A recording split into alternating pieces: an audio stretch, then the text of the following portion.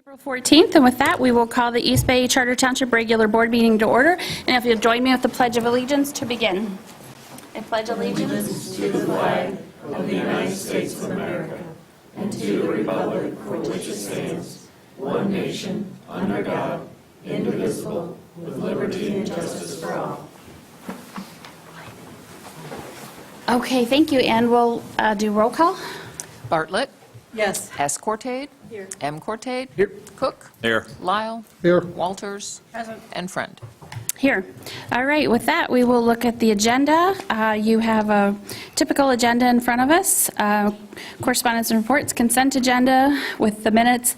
There are budget adjustments, and you'll see two other items under the consent agenda, a grant agreement and designation for a part-time employee, current employee. Also, business before the Township Board. We have a report from the presentation from the Airport Authority. Also, Grand Traverse Metro is here with their annual report. We will remove Grand Traverse County. There was a scheduling conflict with both our commissioners, so we'll hear from them at a subsequent meeting. Grand Traverse County Road Commission, and as well that has the Bryan Agreement. We will meet our new legal counsel who is here. Quick financial review, some engineering projects with Wade Trim. Parks Commission, including a contract for a market manager, assessing update, ambulance report, part-time hires, and planning and zoning. We'll take a look at their annual report, or their quarterly report rather. Also, taking a look at the 3 Mile Trail and the last item is a possible closed session for the Lamar litigation that is outlined on your agenda. You'll notice the agenda was updated with a more specific name on that litigation, and also that our motion was updated as well. So with that, is there any conflict of interest declared by a board member? Okay, seeing none, we'll go on to approval of the agenda. And I would like to briefly discuss during planning and zoning, I don't know that we need to make an agenda item tonight, but I would like to briefly discuss the stipends for, what did we used to do with planning and zoning and ZBA that we're not doing anymore currently? The site visits. So a site visit stipend, just wanted to mention that to the board. Okay, so not asking for any official action, and it can be just under the planning and zoning report even. So with that, is there a motion to approve the agenda? So moved. Support. Okay, motion by Lyle and support by Cook. Any further discussion? All in favor indicate by saying aye. Aye. Any opposed by no? Okay, we have an agenda. We'll move forward with public comment. This is the opportunity for public comment. If anyone would like to come and deliver public comment, we are happy to listen to your perspective. With that, you can just step up to the podium. Okay, seeing nobody. Oh, we do. Hi, how are you? I'm sorry, I didn't see you there for a second. It took a while to get out. Absolutely, take your time. How are you this evening? Good, thanks. And thanks to all of you for being here and taking a view of our township here and the future view of what is going on that affects not only now, but will affect the future. So I would like to just do a little brief thing here regarding your last item on the agenda about the possible closed session, because so it's okay for me to give a little comment? You're welcome to. All right, thank you very much. My name is Sally Samsel. I'm at 1717 US 31 North. I live in a residential condominium community across the street from the proposed new LED billboard. The current billboard that's there now will be dismantled at the Pirates Cove Golf Course, is my understanding, and moved to the Smoke and Porter property. The new proposed LED billboard will not comply with the current township ordinance for billboards, from what I understand. I apologize that until the last few days, I didn't even think about the fact that the Port Traverse correspondence and our objection to the construction of a new LED billboard was all sent to the Zoning Board of Appeals last July. So you guys have probably not seen the 300 some odd pages that was submitted to the Zoning Board of Appeals. To make this billboard comply with the zoning ordinance with the appropriate size and not the larger size that they want to be assigned to their request, this signage size will affect the future view of this portion of East Bay Township.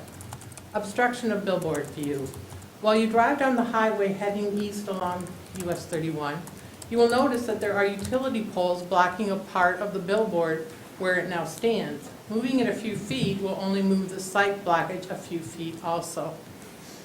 But the most serious part of allowing this billboard to be constructed at the new proposed size will cause a safety concern and distraction of drivers while they are traveling this roadway area. In addition, the billboard will not be set back far enough from our residential community, and we feel that glare will be an issue. Please protect our neighborhood. We thank the Zoning Board of Appeals last July for protecting our neighborhood, and we hope that you will also do that for the future.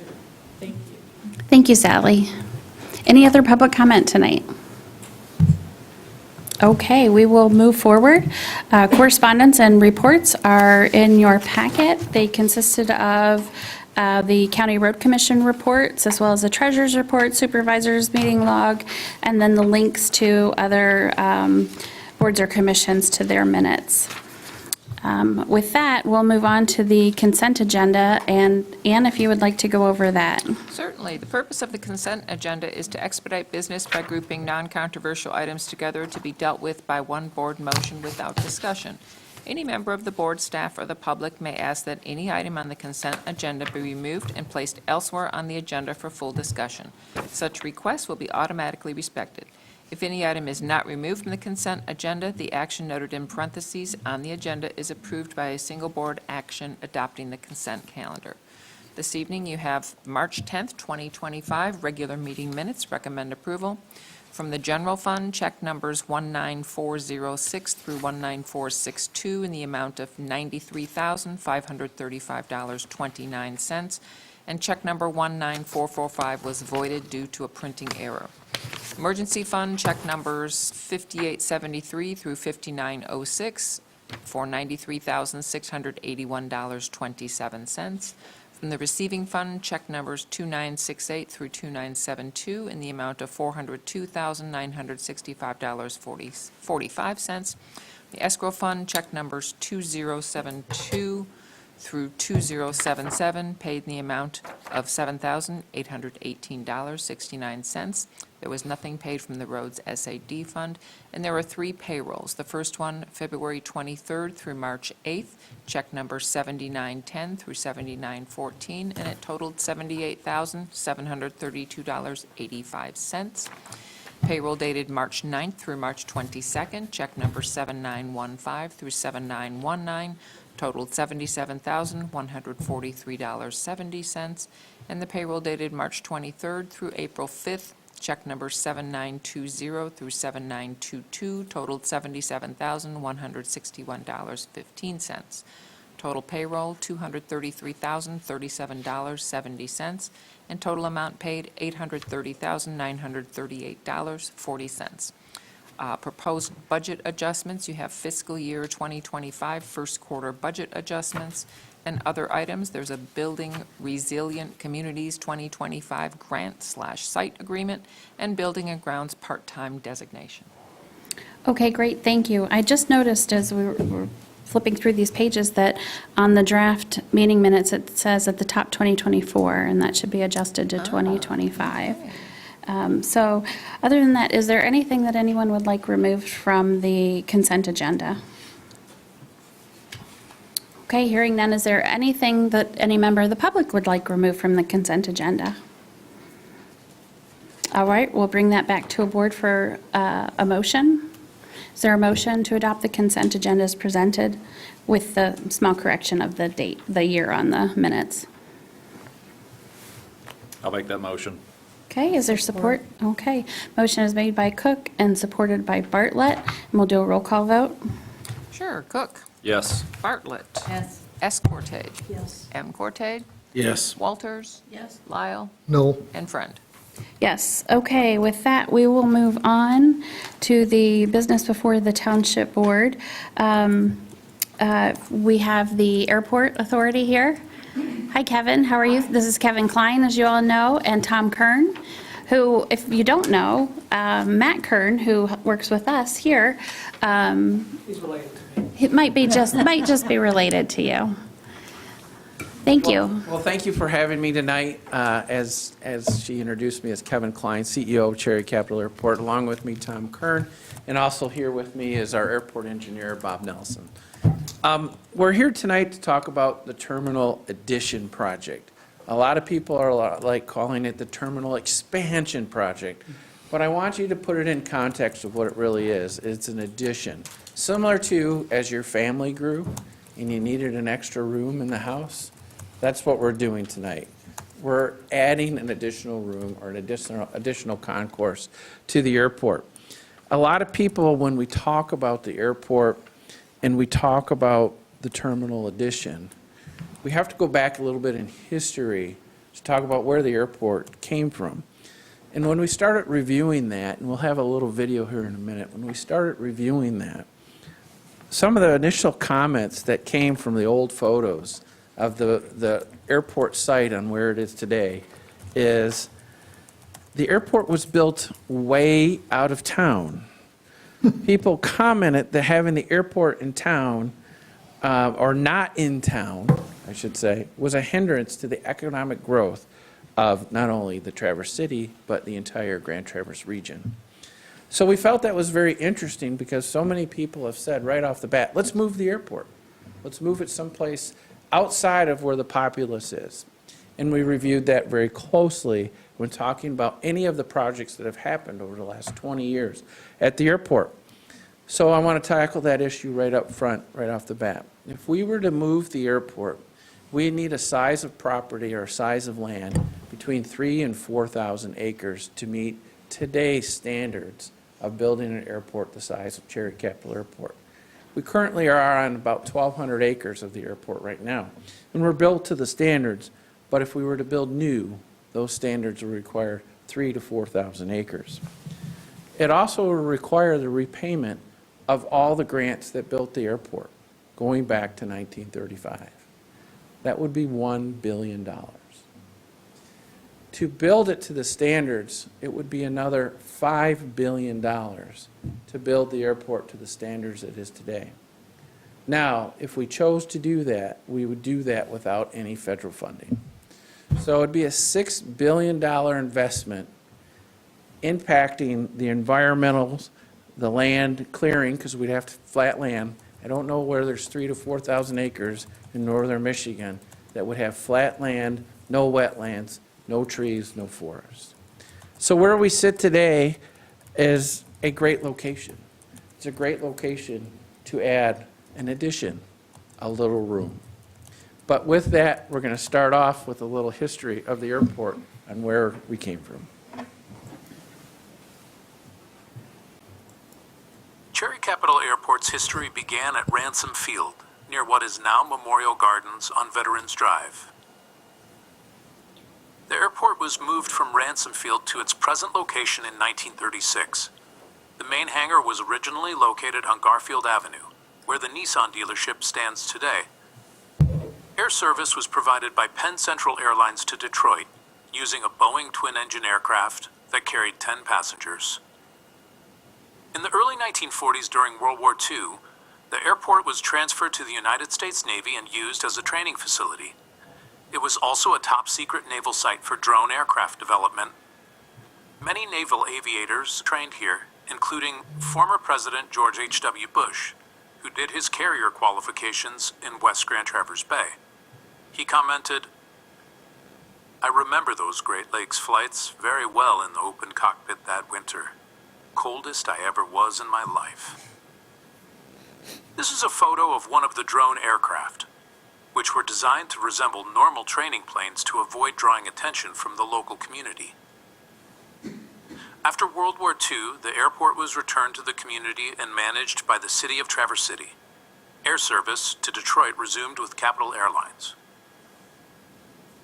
In 1946, the airport was designated a U.S. Coast Guard air station, and Coast Guard aircraft were stationed here.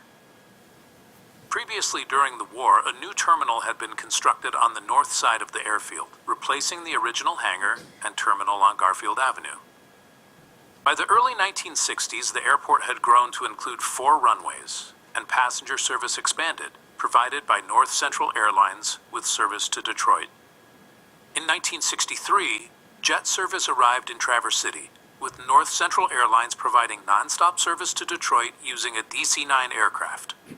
This photograph shows passengers lining up outside, boarding the aircraft. In the late 1960s, construction began on a new passenger terminal on the north side of the airfield.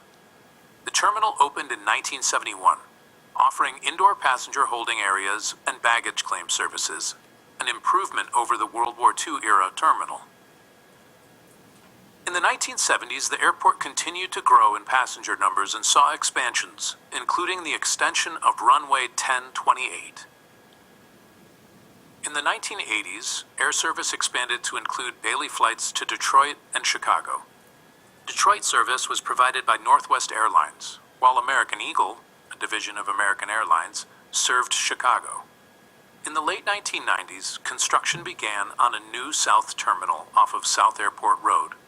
It opened in 2004 with a 5-gate passenger pod equipped with jet bridges for boarding and unloading. And that's the terminal today. The south terminal, as it was put together, was a $17.5 million project, completed without using local taxpayer dollars. The airport pursued this design, and at that time, we saw fewer than 90,000, what I would call local travelers of northern Michigan that used the airport. Today, we see almost double, almost triple that amount that we've seen. So one of the things that I always asked a lot of people is, in the last 10 years, how many people have really moved to our community? How many people have come in and invested? We've seen the local traveler now start flying from the single trips we used to see to 3 and 4 trips a year. And with doing that, what we've seen is a completely change in the dynamic of the traveler of the airport. I used to say we were the pure Michigan airport because we attracted so many of the tourists coming in. I can no longer say that. We are northern Michigan's airport. Our local users outpace our tourist users at the airport today. When we analyzed after this past fall, and we started looking at how many tourists does the airport actually impact out of the overall tourism economy, and we only see 3% of those tourists come through Cherry Capital Airport. So when we look at the community's asset, it contributes over $1 billion to the local economy every year, making it the 3rd largest airport in the state of Michigan. So, as we continue to build and look at that, if you go to the next slide. As we look between 2004 when the terminal opened and 2020, the airport saw numerous improvements on what we would call the airfield. We extended the east-west runway, a new instrument landing system for runway 10, various ramp expansions around the terminal, construction of an additional parking lot, and security checkpoint to accommodate the increased traffic.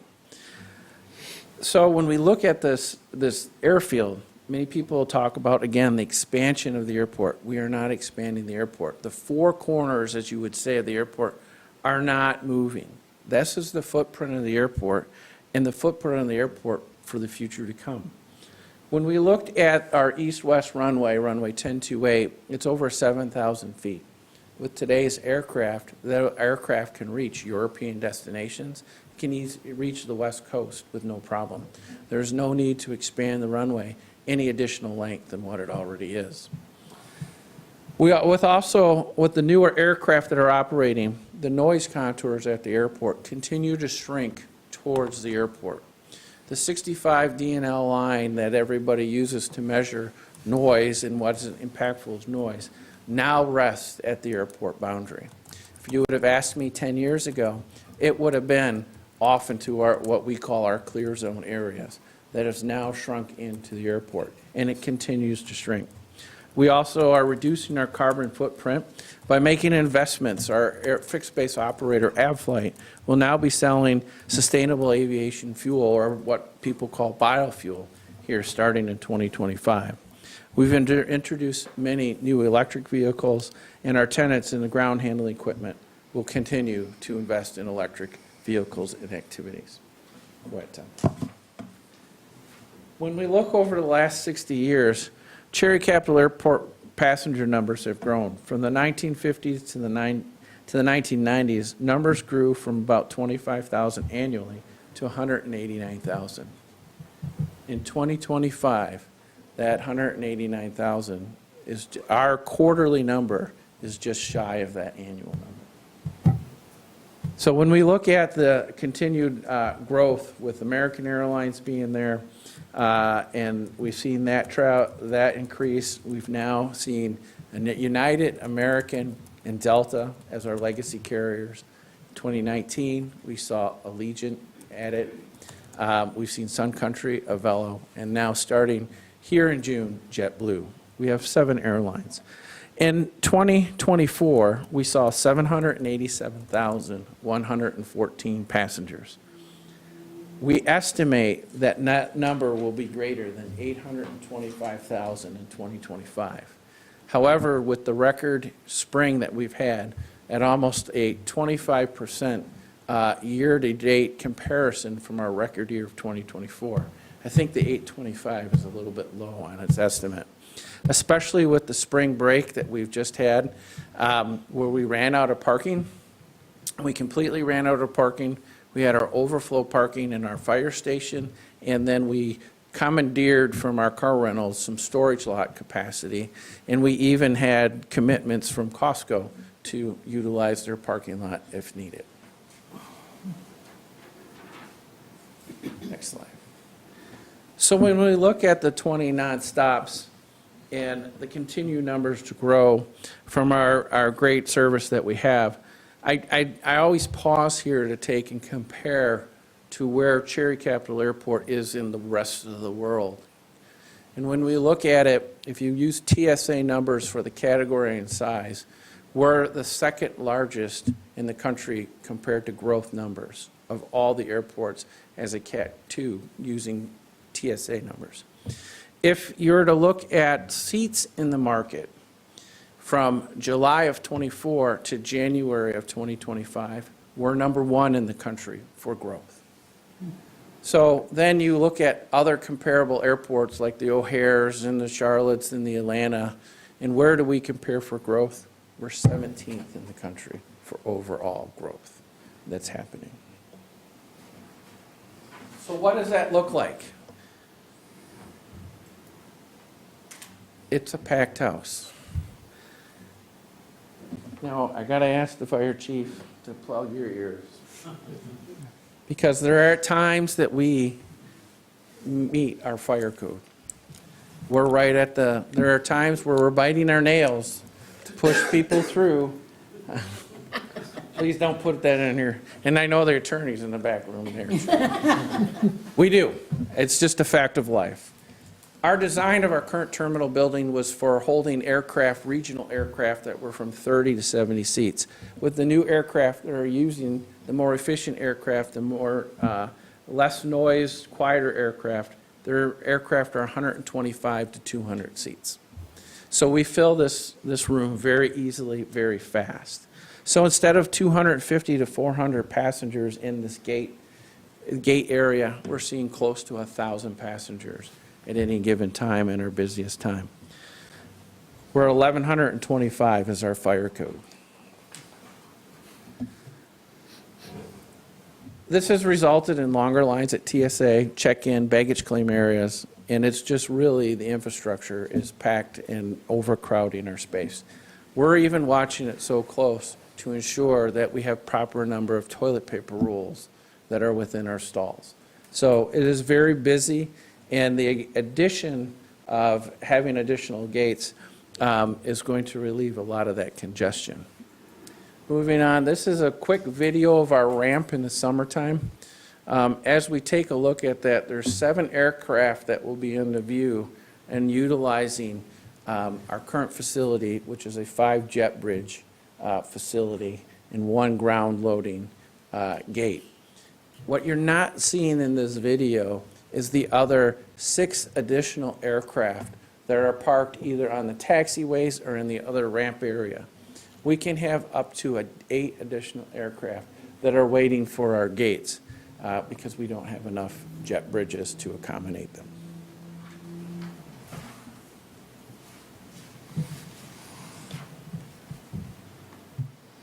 So what are we going to do about it? We want to address these issues, and we've engaged consultants to do that. We've done capacity studies. We've done justification to look to add an additional 4-gate facility. When we really look at it, what we can justify is actually another 8 gates to the facility. However, the FAA doesn't allow us to go that far out. And in fact, they tell us we only can build for the number of passengers and aircraft that we have today. So when we talk about building, what are we building for? Are we attracting new service? No, we're not. We're building for the air service we have today. And so we want to make sure we can accommodate not only this 1,000 passengers, but that will include restrooms, concession areas, updated baggage claim, additional new TSA checkpoint, and improved outbound, or when you check in, your outbound baggage facilities. So we're also going to look at mothers' lounges, sensory relief rooms, senior changing areas, and animal relief areas on top of that. So again, I'm going to repeat this probably many, many times. We can only build for the traffic that is here today. When we look at this, it's an additional, you'll see 4 gates, potentially 5 more gates that can be added in there. But you'll automatically see that this gate area is almost, from a width-wise, almost double the width of what our current facility is. And so that will accommodate the larger mainline aircraft that we're seeing here at the airport. Tom, go ahead.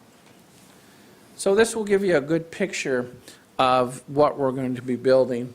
The gray area on the left is the current facilities, and then you'll see the security checkpoint in the yellow. That will be the walkway that will head to the new concourse. In the gray where you see the oval circles, that's the outgoing baggage facility. We're going to be doubling the capacity of that current baggage system. If you remember when 2004, just after 9/11, there was all the baggage systems changing into inline bag screening. We were the 9th airport in the country to have that inline baggage system. So it is outdated and needs to be modernized. When looking at that change then, what eventually will happen is as we grow, then if there's a 3rd concourse needed in the future, which we believe there is, it'll be also to the east. And so when looking where this site is, the employee parking lot is adjacent to the main terminal in gray. So this will be just north of that employee parking lot. And then a 3rd concourse will be, if you're driving in Fly Don't Drive, you're almost looking north down that utility corridor. It'll be right there. Not quite yet to the Costco area, but right into that, knocking onto that door of that area. So with that then, once we get to those areas being built, that gray portion will then meet its useful life. And we will then reconstruct a concourse there and move that main public space and center it on the concourse we're talking about. So we'll necessarily change the building from a T shape to what we would call an E-shaped building. So all of this, is very exciting. We're under design and development. We've completed our environmental. We've worked through our financial plan. And we hope to get started at this time next year in 2026 and have a 2-year project and be completed by 2028. The expected cost is $120 million. We anticipate with most terminals, half of that will be covered by federal grants, and then the other half will be purchased or paid for through bonds and airport revenue. We have recently hired a construction manager at risk, and we are now moving into design documents, and those hopefully will be completed here later this summer, with bids starting to come in here in the fall. And so we're very excited. Most importantly, though, when we talk about bonds and the repayment of those bonds, there will be no local taxpayer dollars used to repay those bonds. All those bonds will be paid for by airport revenue and revenue generated at the airport. If you'd like more information, you can go to our website at tvcairport.com. There's a whole, this presentation, and then there's a whole, I'll say, history of the project, including our financials with regards to the project, that's there on that website. And at the end of it, you can take a survey and provide any comments that you would like, including what type of bar we'd like the Limcools to put in.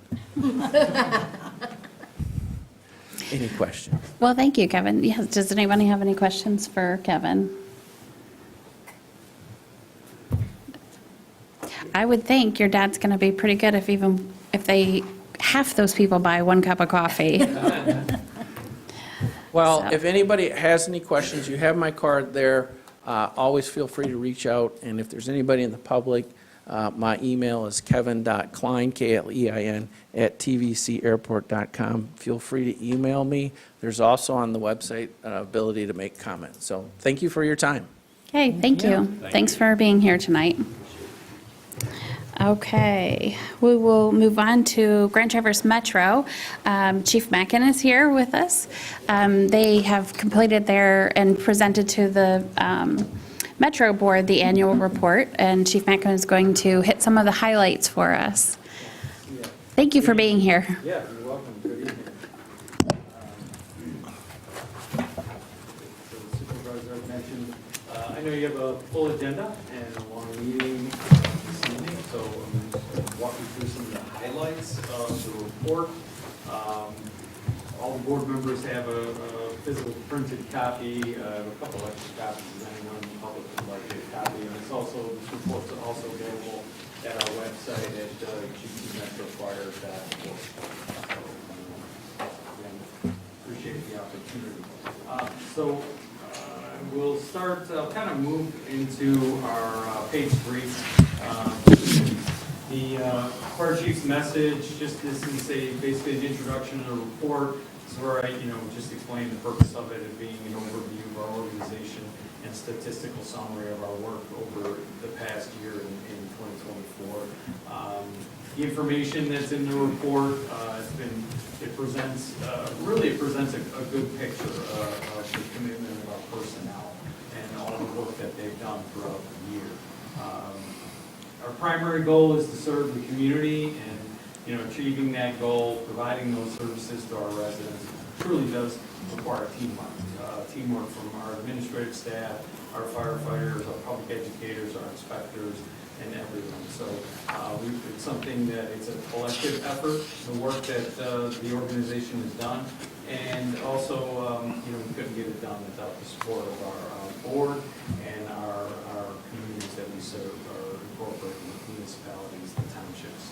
So on that note, just as a personal note, just kind of mention that my first year with Metro, completing that first year, it was a humbling experience to get to have that opportunity to work with such a dedicated group of individuals and such a community.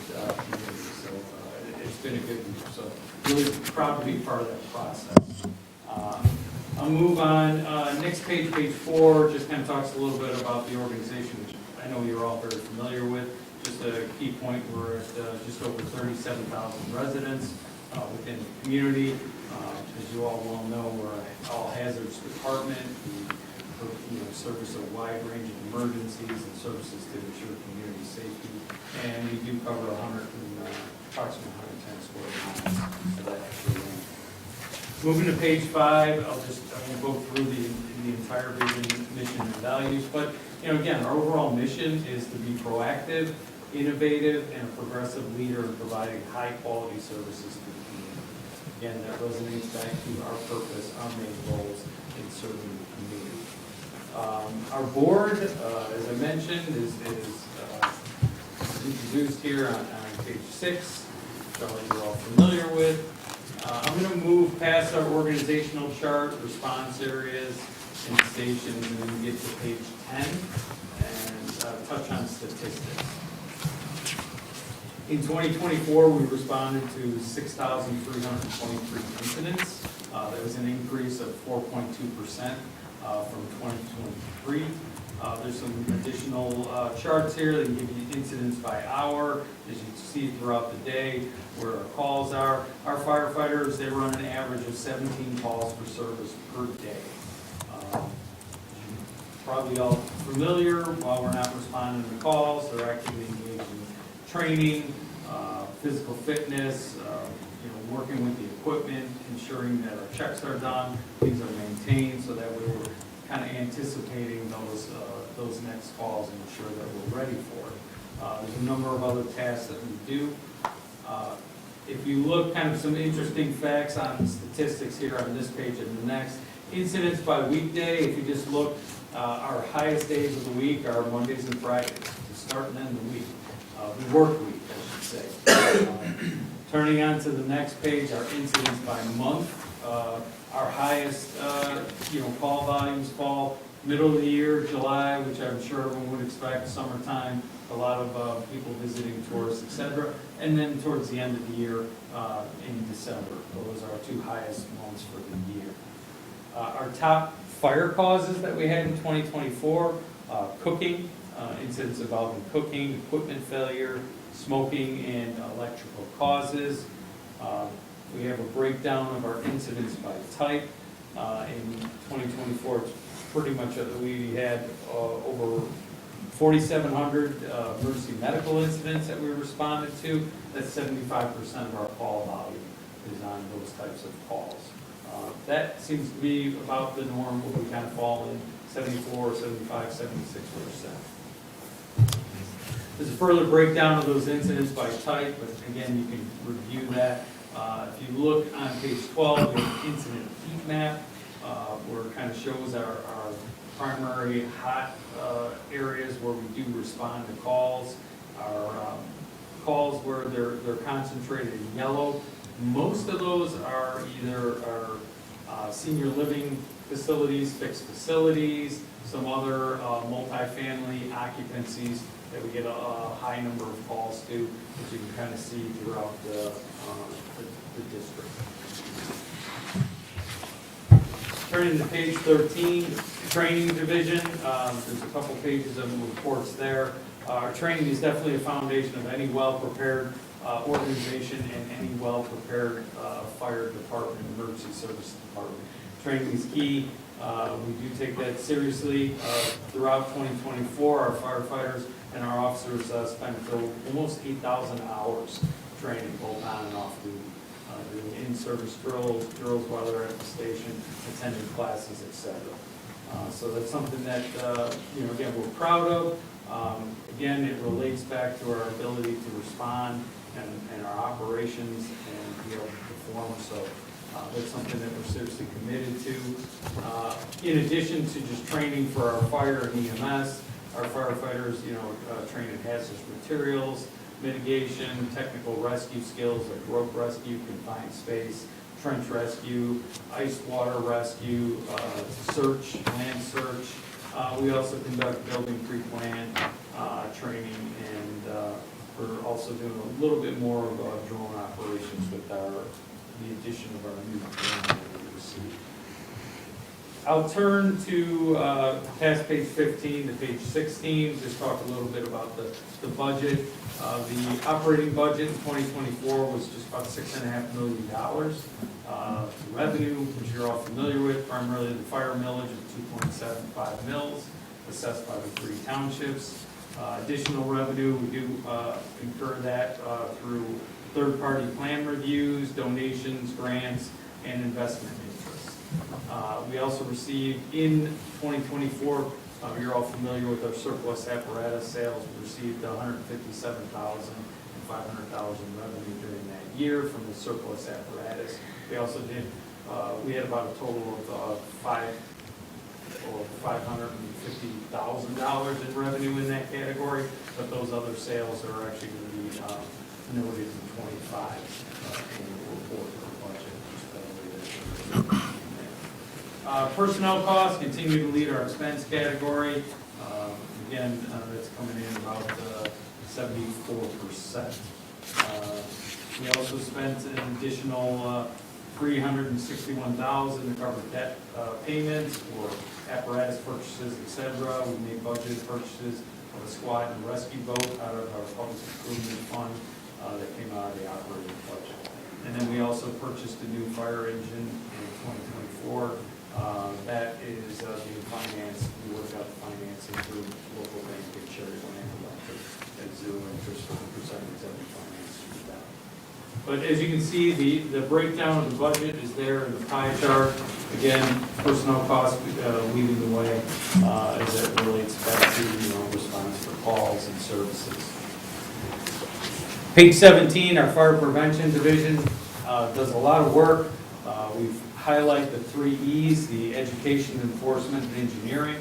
Enforcement comes in the way that we do inspections and in our occupancies and visiting our businesses. Plan review addresses the engineering in new buildings to ensure that we have fire protection systems in place and that our buildings are up to code and safe. And then through education, the work of education through our programs, CPR education, fire extinguisher training, car seats, etc. All of the programs that we have. If you move to page 18, the activities within the Fire Prevention Bureau, pretty extensive. You can see the number of categories there, but I'll highlight the total activities for the year, 2,658. Whether it be inspections, plan reviews, permits, inspections, etc. Quite busy, quite busy. We continue to, through our inspection, we continue to inspect every public assembly, hotel, motel, our large stores and apartment complexes, what we consider our target hazards. We do that every year, and then some of our other businesses can be inspected anywhere between a 2 to 5 year range in terms of when we get the opportunity to get into those.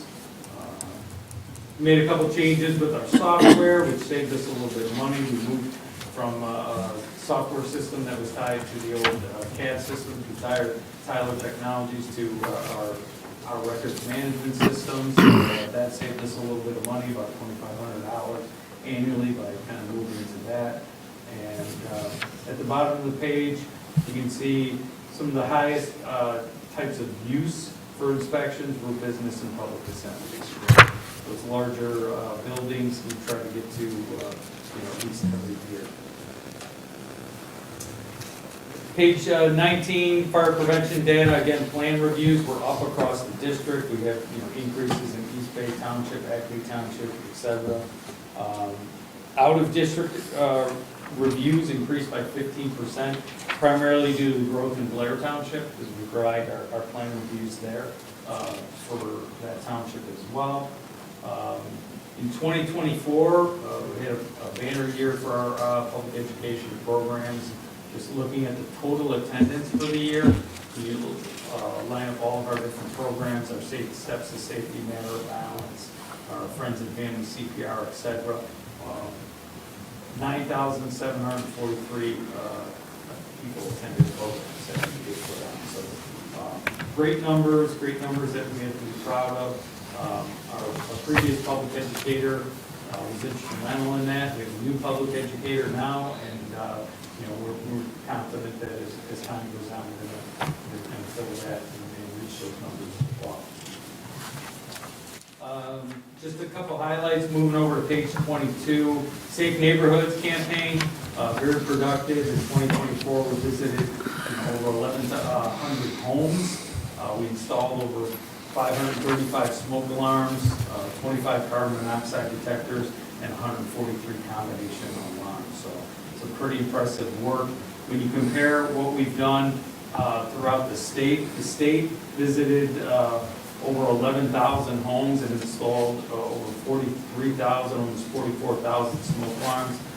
We contributed about 10% to that total number. So So it's impressive work, and we're pretty proud of our team. Pages 24 through 27 are, our department members, our team, we're very proud of them. And take an opportunity to kind of review through that. On page 28, we did have a couple of promotions throughout the year. We did promotion, Austin Minor was promoted to lieutenant in January. Spencer Scanlon was promoted to captain. Kyle Clute was promoted to lieutenant, and Rick Worm was promoted to lieutenant as well.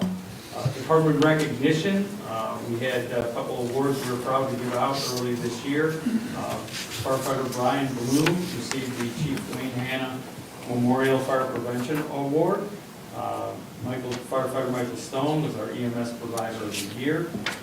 Lieutenant Kyle Clute was our Fire Officer of the Year, and now Lieutenant Rick Worm was our Firefighter of the Year. A couple highlights from the year. On page 30, we did receive a state grant for turnout gear. We released 27 sets of firefighter turnout gear. That was over $87,000. So we were real happy to be able to secure that funding, and we were really appreciative of the state to allocate those funds to that grant. We did receive grant funding from two sources to purchase two Lucas chest compression devices, which I know you purchased for East Bay EMS, so you're familiar with that equipment as well. Very, very important piece of equipment and very useful. Definitely have to thank Firehouse Subs for that, and the Ottawa and Grand Traverse Band of Ottawa and Chippewa Indians, and the 2% grant for that. As I mentioned earlier, we took delivery of the new Pearson Powell pumper. They went into service in September. We received donations, funding, purchase of 3 thermal imaging cameras. Took the delivery of a new inflatable rescue boat, which went into service at the end of the year. And we had some part-time members complete the Fire Academy and become certified firefighters. And then we had 5 of them complete the EMTB program, receiving their state licenses.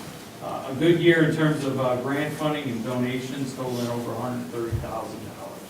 So we're very happy about that. And then last but definitely not least, we wanted to mention as a highlight and just make mention in our annual report that Chief Pat Parker retired in March after 40 years of service, 18 as the fire chief. So we definitely want to extend our deep gratitude for his guidance and dedication and sacrifice, and thank him for his service. So, that concludes the report. I know I kind of went through fairly quickly, but I know you got full night ahead of you. I'd be happy to answer any questions or receive any comments. We've had a great first year, and I know that we'll have other good years to come. I will say, we just met today with the Personnel Committee, which is an Acme Township rep, East Bay, and Garfield, and, not to go too much into that because that's a process we're going through, but it's safe to say that we're all very pleased with how things are going and that it's been a good year. But questions for Chief Mackin? I've got questions related to last year's budget. One of the highlights, obviously, in this pie chart is personnel costs at 74%. Yes. I don't know much about fire department budgets. How does that stack up against other departments, statewide or nationwide? Is that? We're a little bit low well, it depends on if you're looking kind of similar career size in different areas, and I'm set came from largely metro area. Sure. And depending on how they're funded, that falls in line with where I come from, what fire protection districts would be. Okay. Because the fire protection district being its own entity, they have to fund everything out of their budget. So they'll fund, like for example, in city fire, it's a department. So all those other budget areas within the city don't really relate back to the city fire department budget. So Sure. they're going to be extremely high. So they're going to be maybe, in excess of 80, 90% in some places. So being that we also have to fund all of those other aspects of our organization from our budget, it's going to keep that number a little bit lower than some career places, but it's in line with what I would say is authorities and districts and things of that nature. Okay. Yeah, I'm just curious. Okay. And In the report is my contact information, our website has the report, and then obviously my email address is there, phone number, so at any time, if anyone has any questions, members of the board and any members of the general public, feel free to reach out to me, I'd be happy to answer any questions. Great, thank you. Thank you for being here tonight, Thank you too. for your time. I appreciate it. We do, very much. All right, with that, as I mentioned, Grand Traverse County will be at a subsequent meeting. We do have the Grand Traverse County Road Commission here with, just to offer a report, and also we do have the Brine contract in here for the 2025 year. Hi, Dan, how are you doing? Good, good. So if I could just maybe cover the brine first real quick. It's a pretty standard brine agreement that we typically get. Has the roads, as you can see, we're not far out of line as far as the 2025 cost related to the 2024. So it's, and they have kept their cost sharing the same as what it's been now for several years with a 50-50 split. We do budget in our 2025 budget for this, knowing that it's going to be coming about. The one thing that we have done since we've changed to the liquid now is we've still continued doing 2 applications. You know, the thought was with liquid owl, eventually you can go down to like 1 application because it builds up in the road system. And there are some townships that have done 1 application and been fine. But I think that we've had either a request to do it or have had conditions where we wanted to do it. So every year we have done 2. So that's the recommendation that I put on the cover sheet for this year. Let's see, other than that, I don't think there's anything too new or different here, is there? Okay. Any questions regarding the Brine agreement? Okay, well, the recommended motion is to move to approve the 2025 Road Commission Road Improvement Agreement for brine application with 2 applications at an estimated cost of $11,226.15 each, for an estimated total cost of $22,452.30. And of course, those are estimated, so they may vary a little once application has gone through. And they do also do, we throw Killingsworth parking lot in there too, which is great, has been help there. I will say, since we switched to the liquid owl, I feel like we've get less calls. Now, I'm not usually fielding them coming straight in, but I don't know, I think we get less calls with the liquid owl. I would say last year, at least, we got less calls. Yeah. Anyway, is there anyone who has a question, a comment, or would make that recommended motion? I would make the recommended motion. Okay, well, I would let you guys, you know, thumb wrestle, but we'll do a motion by M. Cortade, support by Lyle, for this motion. Any further discussion? Okay, all in favor indicate by saying aye. Aye. Aye. Any opposed by no? Okay, so we'll have that agreement over to your office. So now, what's going on with the road commission? Sure. Well, the last few weeks, we actually still been going out in the mornings, still been getting some ice and stuff like that. So the last little bit's been good, but I'm hearing tonight possibly some more. Not real excited about that, but. Right. What we're trying to do is we're excited. We're ready to get going on doing some summer projects out there. But what we've been doing in between the snowflakes and chasing a little bit is out cutting trees. We've been patching, clearing open spillways, stuff like that, so we can get water off the roads. I think I've talked about that in the past. Water's our enemy. We're always trying to get that water off the roads. So that's what we've been working on. Our shop has been going like crazy, trying to get ready for summer. All of our mower tractors, our trailers, all of our high origin equipment, and they've got everything done, so we're ready to go. What we were holding on was the frost laws. This year, we really noticed a lot of frost. It must have really got in there this year, and we really, like we haven't seen in several years, damage to the road system. So we really wanted to keep those frost laws on. We are lifting those Wednesday, so the frost laws will be coming off. So we're planning on next week going all out, we start high origin and doing all the activities we want to do to get ready for doing roads and projects. We've got a lot of our bids out, a lot of bids came back, chip seal, doing 70 miles of chip seal again this year like we did last year, wedging, long line painting, all of our gravels, guardrail. We got a sweeper coming in May, we've got a vac truck coming in June, so we're getting our summer lined up pretty good and we're ready to go. Something other bid, and I'm going to take it to the board, our next meeting's on the 24th, put a bid out for car counts on all the roads within the county. It's something we've never done before. In the past, we hire interns, we get a couple of roads done a year. What I really wanted to do, I think it's the next step of our asset management plan, is to truly look at all of our road system. Where are the cars going? And then that'll help us make the decisions on what roads we should start repairing and taking a look at next. So I'm really excited to do that. With the Transmap data we had before, our Payzer rating data, I think we can put a really good, I'd like to get a 5-year plan together so we can actually have a good plan moving forward. Couple of projects that we're getting kicked off that are pretty close to here. 3 Mile project. That one will be the day after TCAPS gets out. We figured with all the schools right here, we see traffic back up all the time in the morning at the lights, that we should probably not close 3 Mile down until school is out. So we're going to start that the day after school is out. And then we did have a pre-con meeting with that. We had the emergency manager there. We had Metro there. We are very concerned with Station 1 being there at 3 Mile. We want to make sure that they have access to get in and out. So I think we have a pretty good plan. There's probably going to be some times where they can't go a different direction depending on 3 Mile. But we're going to talk to Chief Posey every night before, tell them what's going on, and then we're going to make sure every single night before we're done, the road's back together and they can travel that during after hours. The other project that we're going to start working on pretty close here is Town Line Road. And that looks a little different than what last time I was here and we talked to the board about. We were trying to do that whole project. We were trying to get some funding. I know local roads, we can only spend 50% of our own funding. We were trying to find matches, and that was a really expensive project that came out there. Got the swamp there, we have some culverts. I think we were like $1.7 million. Unfortunately, we just could not get enough funding around to do that project. So what we're going to do, it's called the wedge, and then we're going to do skip patching.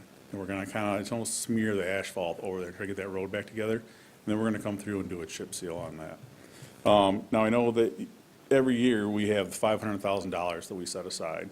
And that's, if all the townships came to us and wanted to do roads and do the 50% match, you'd bankrupt us. So we're saying, hey, we're setting $500,000 a year aside. We split that up amongst the townships, and we're guaranteeing 4 years worth of that to match up. You guys allocated your funds towards that road project. So obviously that's not the road project we talked about, so we're not going to be using those funds on that project, so you'll still have those available.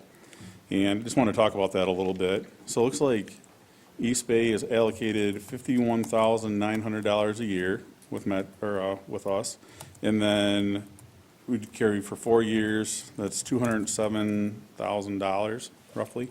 So you still have that available if you were interested in partnering with any projects with us. We'd have that allocated towards you. Do you have some particular projects in mind that would rise to the top of your list for that? And we can talk about the specific ones later. I just wonder if you have some thoughts. Nothing, the biggest ones kind of come to mind we're working on this year, probably. Okay. Obviously Hayman, but that's a primary, we're doing that next year. That obviously did not do very good this spring, that's in pretty bad shape. So definitely be glad to get that project going next year. Okay. But we can definitely take a look at that, Okay. for sure. Now, when we do that too, all that funds go straight towards the road project. We still take care of the engineering costs, overhead, we don't add that into all that. So, it's usually about 20% of the project as well. And if there is some bigger projects, sometimes we talk about and get some plans. We might be able to add a little millage funds to that too, and we might be able to make a project out of something.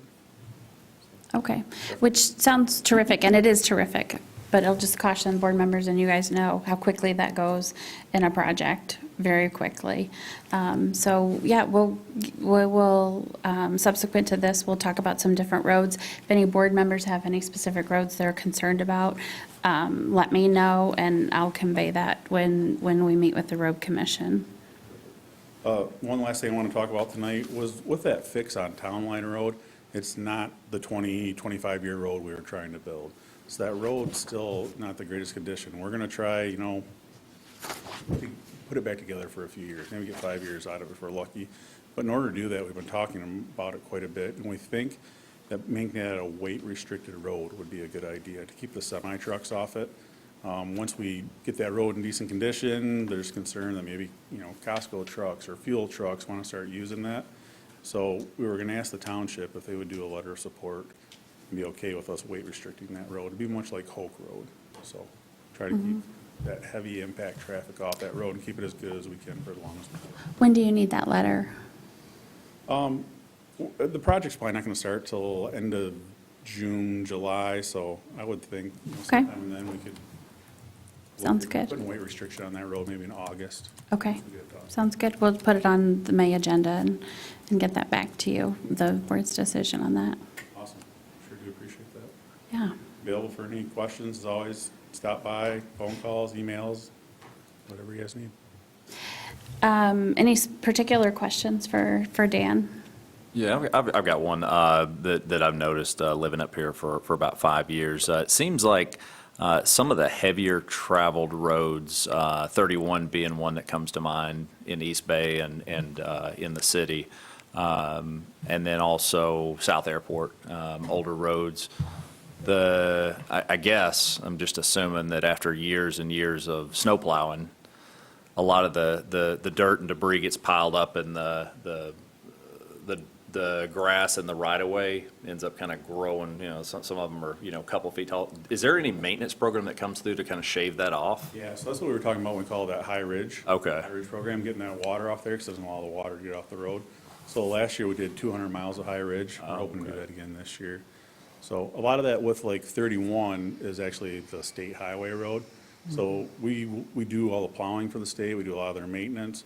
That'd be something that if the state wanted us to do that, we'd be more than, happy to do that. And we've mentioned it to them a few times, but when you do that, you do make some pretty unhappy people, because you're cutting that whole surface Lot of off front there. yards So there. the state hasn't, I don't think, been quite ready to do that down through like the Miracle Mile and all that. Sure, okay.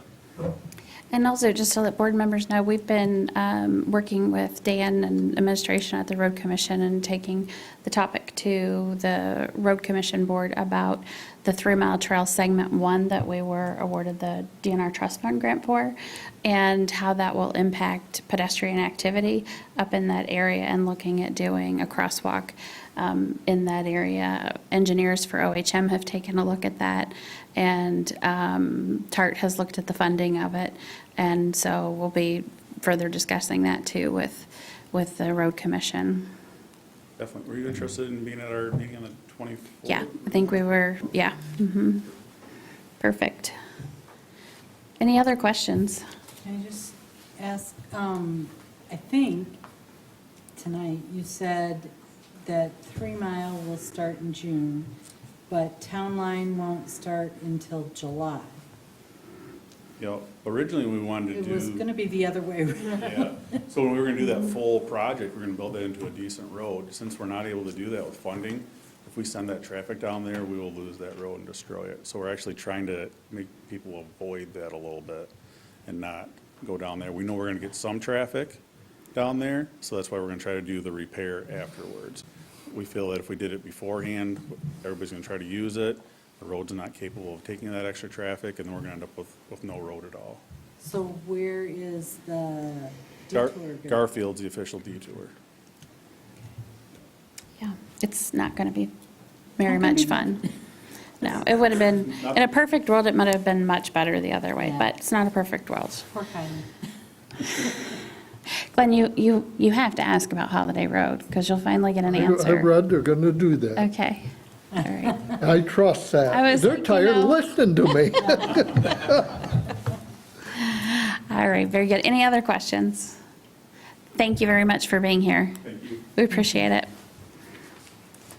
Okay, with that, we'll move to our internal reports, updates, pending items, and pleased to introduce Catherine Kaufman here, who's with us from Bachman Thal, who is our new legal counsel, and happy to have you here. Thank you. I'll keep it short because you do have a long agenda. I'm Catherine Kaufman. I'm a managing partner at Bachman Thal. We are a municipal law firm based in Kalamazoo, Michigan. We are also the general counsel for the Michigan Townships Association since its inception. We represent over 200 municipalities in the state, primarily townships, but also cities, villages, counties, and municipal authorities, sewer and water authorities, fire authorities, whatever. And we acquired Young, Graham, and Wendling's book of business in February of this year. And Brian Graham is retiring, and Peter Wendling has gone to a different firm. So we are working to get to know all of you, all of the clients we took over from their firm. We're a municipal law firm, that's all we do. We have 8 attorneys. We specialize in different areas, but all of us understand general municipal law, and then we have specialties. Mine is zoning and planning. I'm an AICP certified planner. I did that before I went to law school, so I do a lot of zoning and land use litigation and all that type of stuff. We have attorneys who do ordinance enforcement, tax tribunal, FOIA, Open Meetings Act, utilities, and we also serve as special counsel to different municipalities around the state who need additional assistance. So our entire firm is available to you. Myself and Attorney Michael Beal have been working most closely with your township so far. And if anyone has a nice small office space in the area they'd like to let us know about, we would appreciate that. We have rented some space in Charlevoix to deal with the more up north, but we'd like something in this area too. So if you have any questions for me, I'm happy to answer them. But otherwise, I've been working with your staff already for the last couple months, and we're happy to answer any questions you have. And we appreciate you considering our firm and allowing us to represent you. Yeah, we were really happy at the way that Young Graham and Wendling, I'm sorry, I got to go through the names again. Young, Graham, and Wendling. That's right. Thank you. Transitioned to Bachmanthal on both their parts. They did a really nice job. It was kind of you think about changing attorneys and you think of it being maybe a little bit of a jagged process, and it's been very smooth. Claire, I'm not speaking out of turn, has enjoyed working with you very much. And that's saying a lot because she had also a very good relationship working with Peter on our zoning issues as well. So it's all good, and we've appreciated over the years learning from Bachmanthal. So Thank you so much. We appreciate it, and thank you for having us represent you. thank you. And anyone who's confused that sees, Catherine on here is our new legal representation, and then also later we'll have Brad Weir, who's here for Lamar. Just so you know, Catherine and her firm is who we use as our everyday representation for zoning, all kinds of issues. And Brad is appointed with our insurance company. So it's a little bit different of a relationship, but that's how that fits together. Okay, with that, you do have a financial review in front of you that covers the general fund and the ambulance fund, really highlights those two. It looks at the 2025 numbers, also the 2024. I won't belabor going over it, but it is based on the budget adjustments too that you approved through the consent calendar.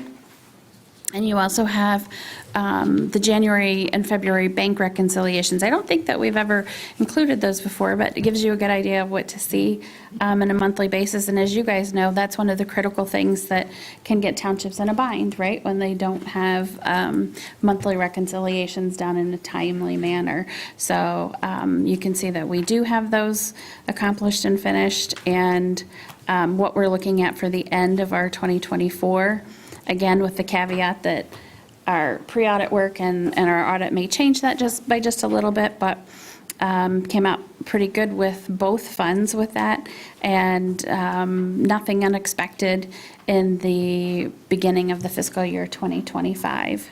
Does anyone have any specific questions on any of that? Okay, great. We will move on to engineering projects, and we have Joe Slanecki here from Wade Trim. Hi, Joe, how are you? Good. The big topic from an engineering report is the force main and where that sits. Currently, right now, contract docs are put together, getting reviewed by attorneys prior to going out. That's part of the federal process. Plans are sitting at 90%. Well, I say 90%, they're farther along than that.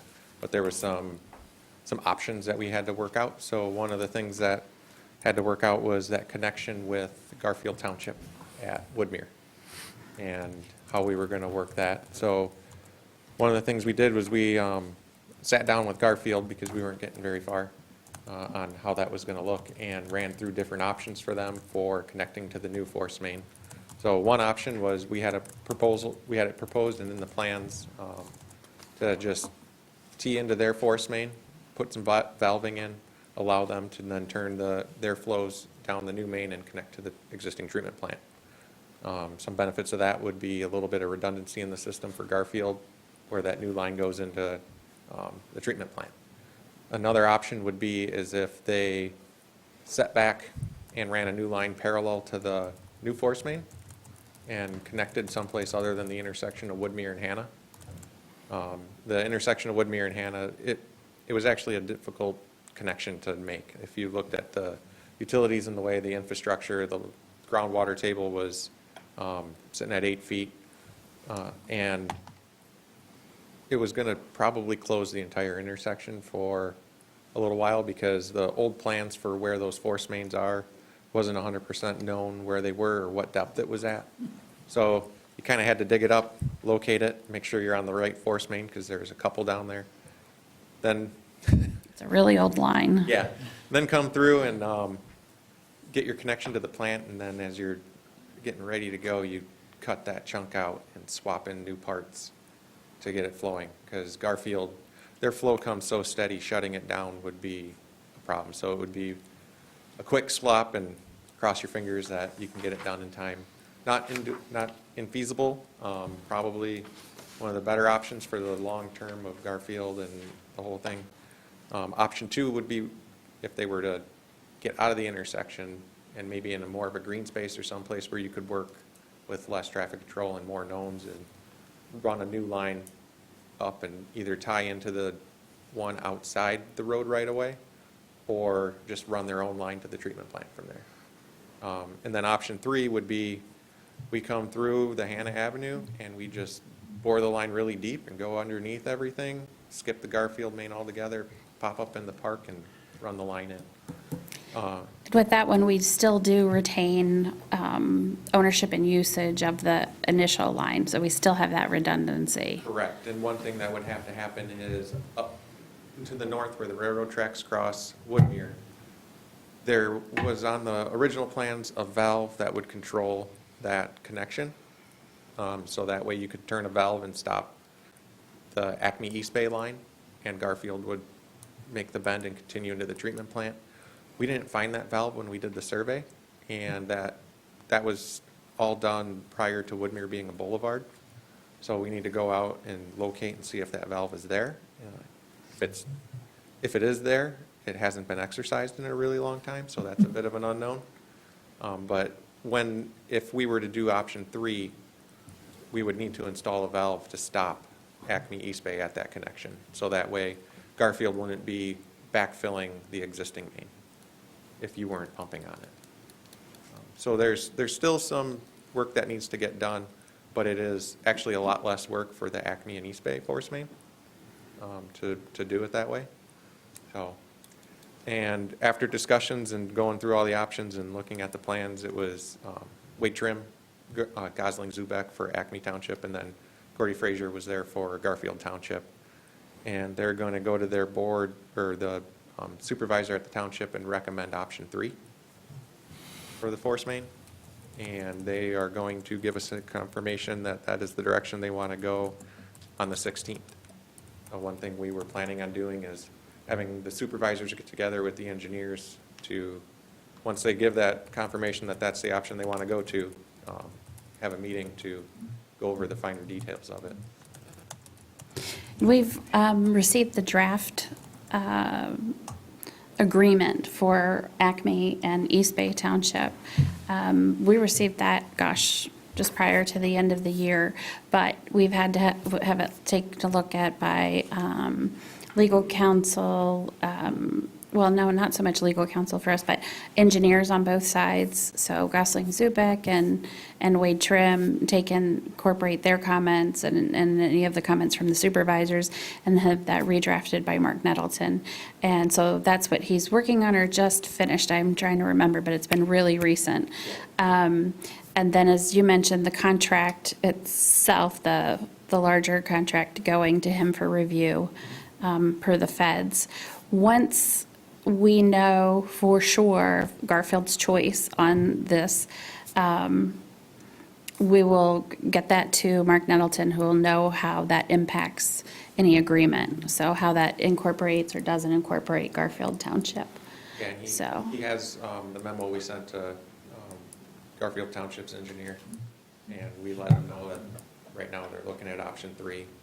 So he's, I think, kind of primed and prepared to get that done once they make a decision. Yep. So that's kind of where we're at with it. We'll be planning another joint meeting coming up here sometime, late spring, early summer.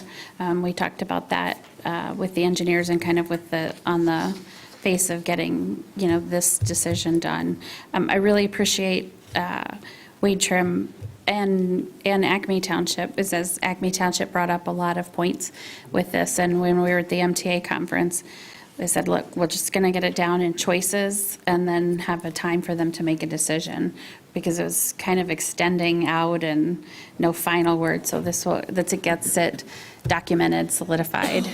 We've had a few meetings where we sat down with the involved townships and went over plans, and hey, now's your time to make comments before this thing gets built. Yeah. Yeah. Any questions for Joe? I got a question on 900 block of Hannah. You still plan on going down the alley? Correct. Okay, is that gonna be an open cut? We actually, there's a couple sewer crossings, not a tremendous amount of crossings, but we had some discussions with contractors, and the boring company was like, hey, we can set back and push a really long distance through there and have just a couple of receiving pits. So it actually looked like disturbance to everything. It's going to be pretty cost effective to bore that. Some of those intersections where the sewer sat now, it's gravity, and there wasn't enough room to go over it, but going under it would be quite deep in the intersections. And we were concerned about knocking trees down into the trench if we've dug something that deep. It's not super wide down the alley. If we could run the standard 5 foot, 6 foot, and get it through there without having to porpoise up and down underneath all the north-south crossings, it would have been ideal. But when you can push, 1,000 feet of pipe in one shot, it's a lot less moving dirt, and it's going to go a lot quicker. So. Okay.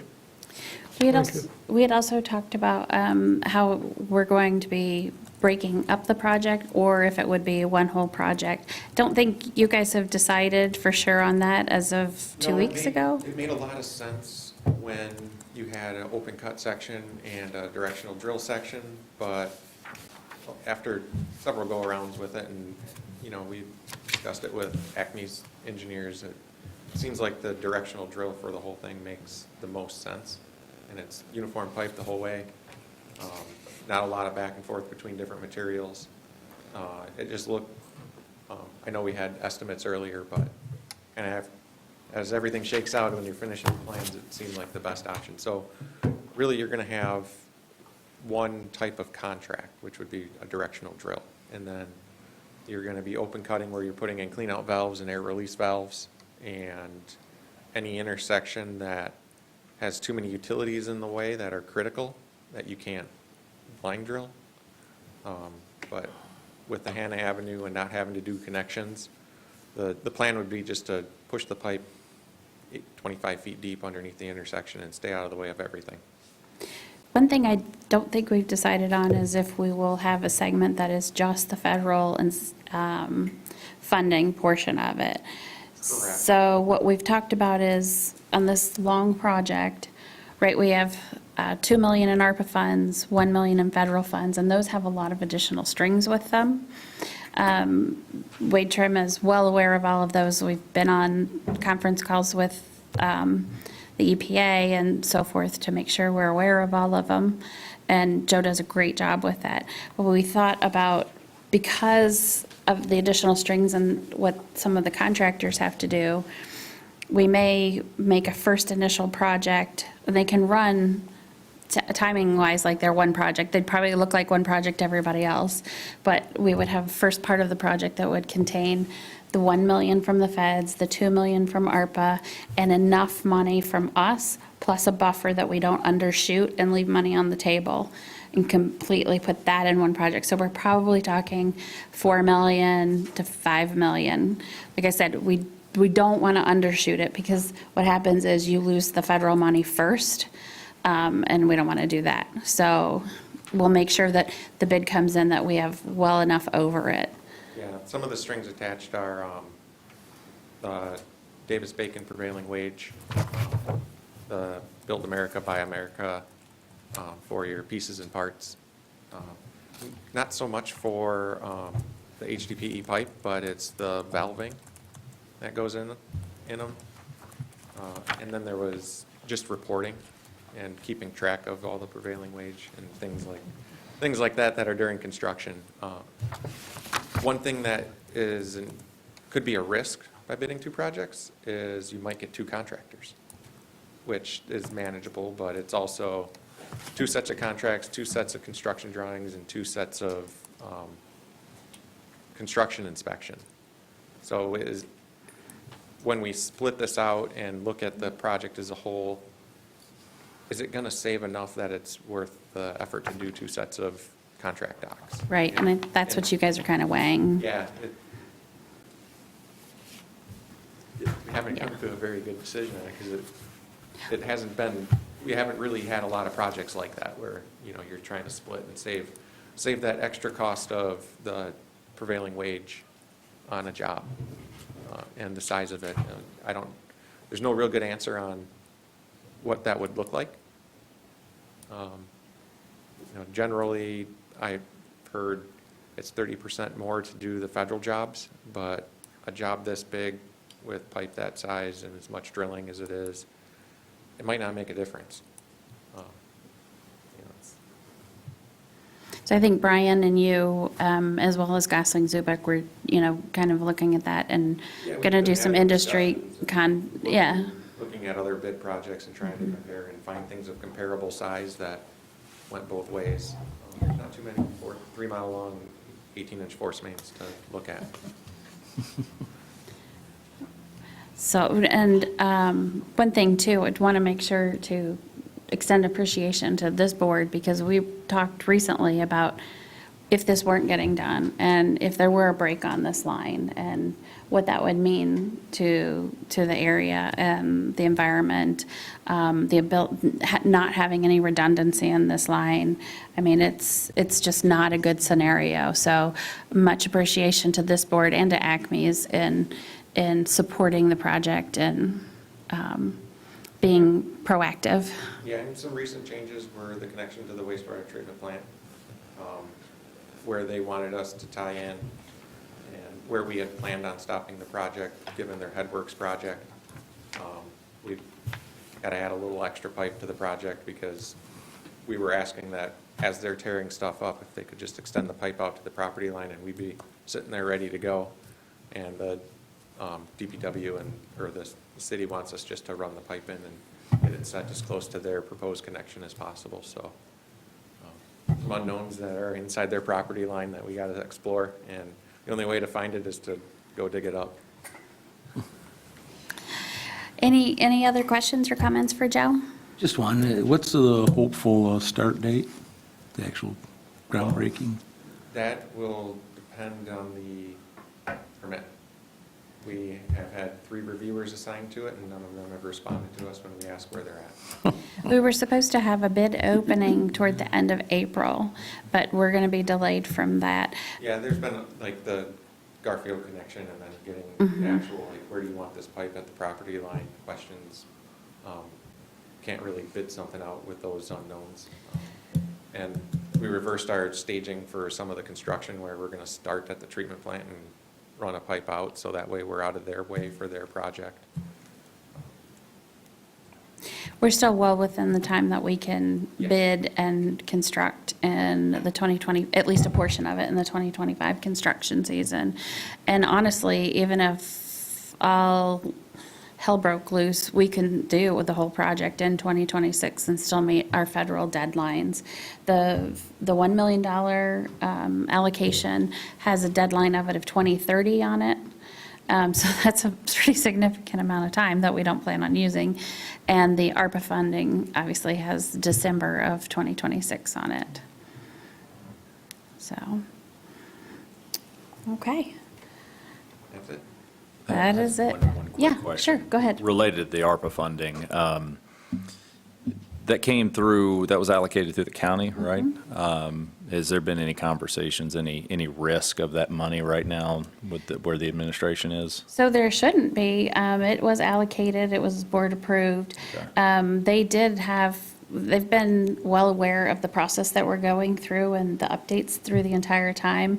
They did have a request, oh gosh, I want to say it was, I can't even remember when it was, last summer maybe, when they had board members asking questions about, Board of Commission members asking about, well, when are these projects going to be done? You know, because they have a slate of them that haven't utilized their ARPA funding yet.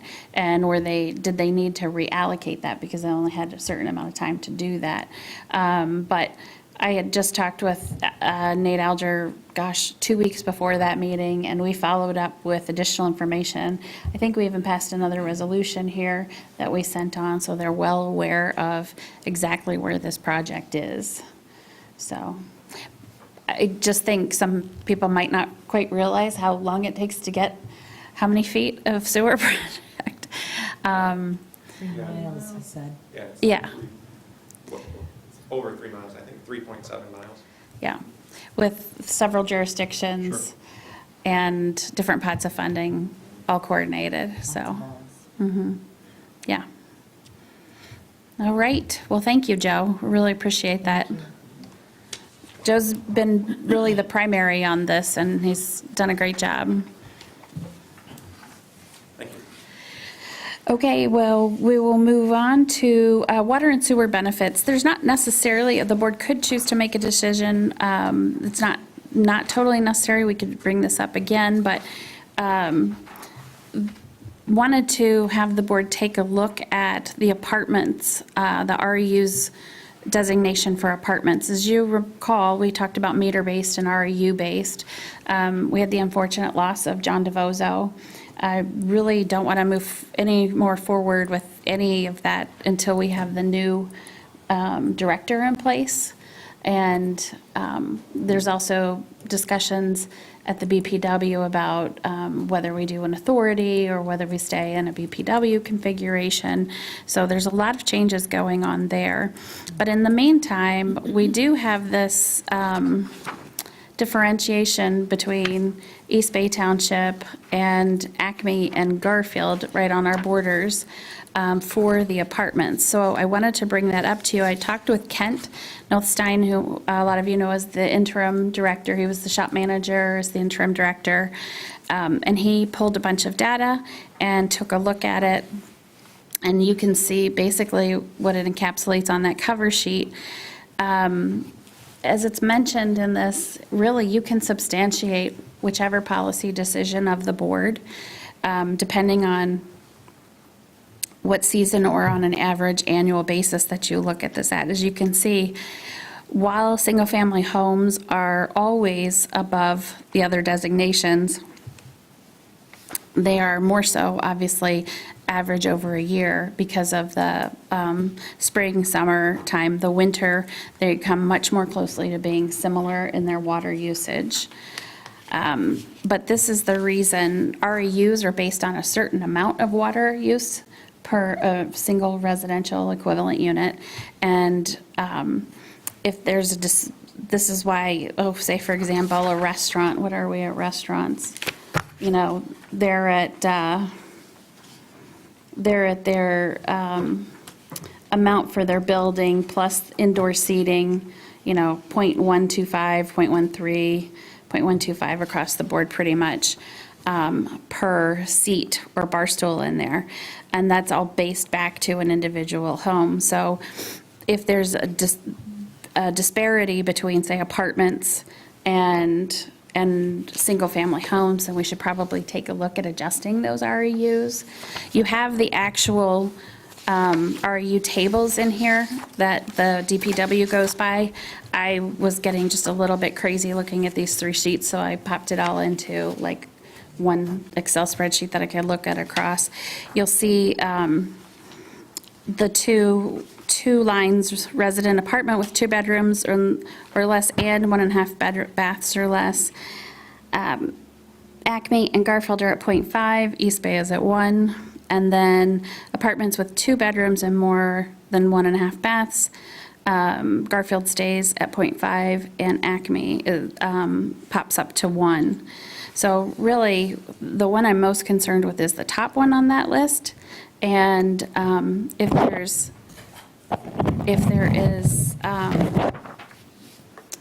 this board sees merit in adjusting that RAU for those smaller apartments to 0.5 rather than 1.0. Again, this leads into one of the things that we talk about a lot is affordable housing. We talk a lot about affordable housing. And one of the things when you look at a per unit construction, the connection fees are significant for each unit. And that's fine if that's what they need to be, and we've had rate studies that it is appropriate where we're at. We have some latitude there, but I think when you're looking at this, my personal preference is 1/7 of a vote, is you do see, and I would look at it on an average, you do see a disparity between these on the average, that the apartments are much less. And given the fact that this does affect the affordability of a house, the affordability of housing units, which are also apartments, it makes a lot of sense to me to be at 0.5, similar to our neighboring jurisdictions. What are Sure. Glenn? Condos considered? I had forgotten to ask Kent that question. I think they designate condos differently only in how their connection is, like whether they have the bill and it goes out to, whether the condo or HOA gets the full bill and then they bill the units. Individually metered or. Right, exactly. Right, I don't believe it's the size, I believe it's on how they're metered, the individual meter or the meter, and then they parse that bill out. Okay, I know engineering people have changed, contractors have changed. When this was originally put in, that's what the engineers come up with, one benefit, okay? How many gallons was that figured on? Was it figured on 400 gallons? I believe it is it 2,000? I'm talking about back originally when we got into water and sewer and Right. everybody else did. Right, One benefit is approximately 200 gallons. 200 gallons, thank you. At least that's what Okay. it says on the top. Yep, So it was based on 200 gallons, and now is this the gallons? Oh, this is cubic foot. Well, how does that relate to gallons? oh heck, Glenn. Huh? Have to do some math here. Yeah, exactly.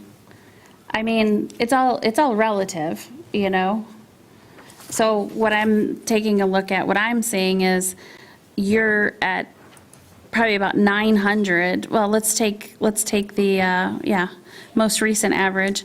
You're at about 900 for single-family homes, and you're at about 400 cubic feet for an apartment. Okay. So no matter what the volume is, you're at about half of it. And I understand what everybody is saying about the apartments using less than the resident. The thing I look at is, unless something has changed, my outlook is that the money that comes from the benefits should be segregated out, and that's what pays for how many $1 million sewer project. And I looked on the sheet and I don't see where it's, That's not how it is. well, something's changed then from, So, yeah, and we were just talking about this, I was just at a water and sewer rate thing at MTA, and I've been over this with Don Lund, too. It really doesn't matter how you bring it in, whether it's the connection fee or the user rates on a monthly basis, all of it goes to service the cost of providing it, the infrastructure and the everyday operational costs. Okay, so then it always was that, and things change. I'm trying to But understand that. yeah, no, that's good. And- Okay, but it always was that the rate users could not be charged more than the cost to produce the water and whatever it is for the maintenance. The benefits were used for infrastructure, and now you're telling me that the rate users can end up paying for, let's say, putting a sewer line in a main. So what you may recall is how they might have built a rate structure a while ago, or when, when we Well, first took yeah, off, it's been- right? 2004-ish, right? That's not necessarily how, when we had Dawn here to do the rate study to figure out, are we high, or are we low on our connection fees? And do we need to raise or not our user rates on a monthly basis? And what she found was we're within reason on our connection fees. Again, we have a little bit of latitude either way. And that we needed to begin to do the 3% on an annual basis for our user rates. So that's the information I have from her. I didn't ask Kent to be here this evening because, quite frankly, it's a policy decision, as I mentioned again. This is the data, and he did a great job getting us the data. But whether we choose to look at it like, as in, well, apartments are half the amount, or whether we choose to say, look, there's slim to little difference over the winter, then, that's not his choice to make. He was the data and how it operates. Okay, well, what my biggest concern is our sewer system is, 50 years old? And we're seeing multi-million dollars to replace it.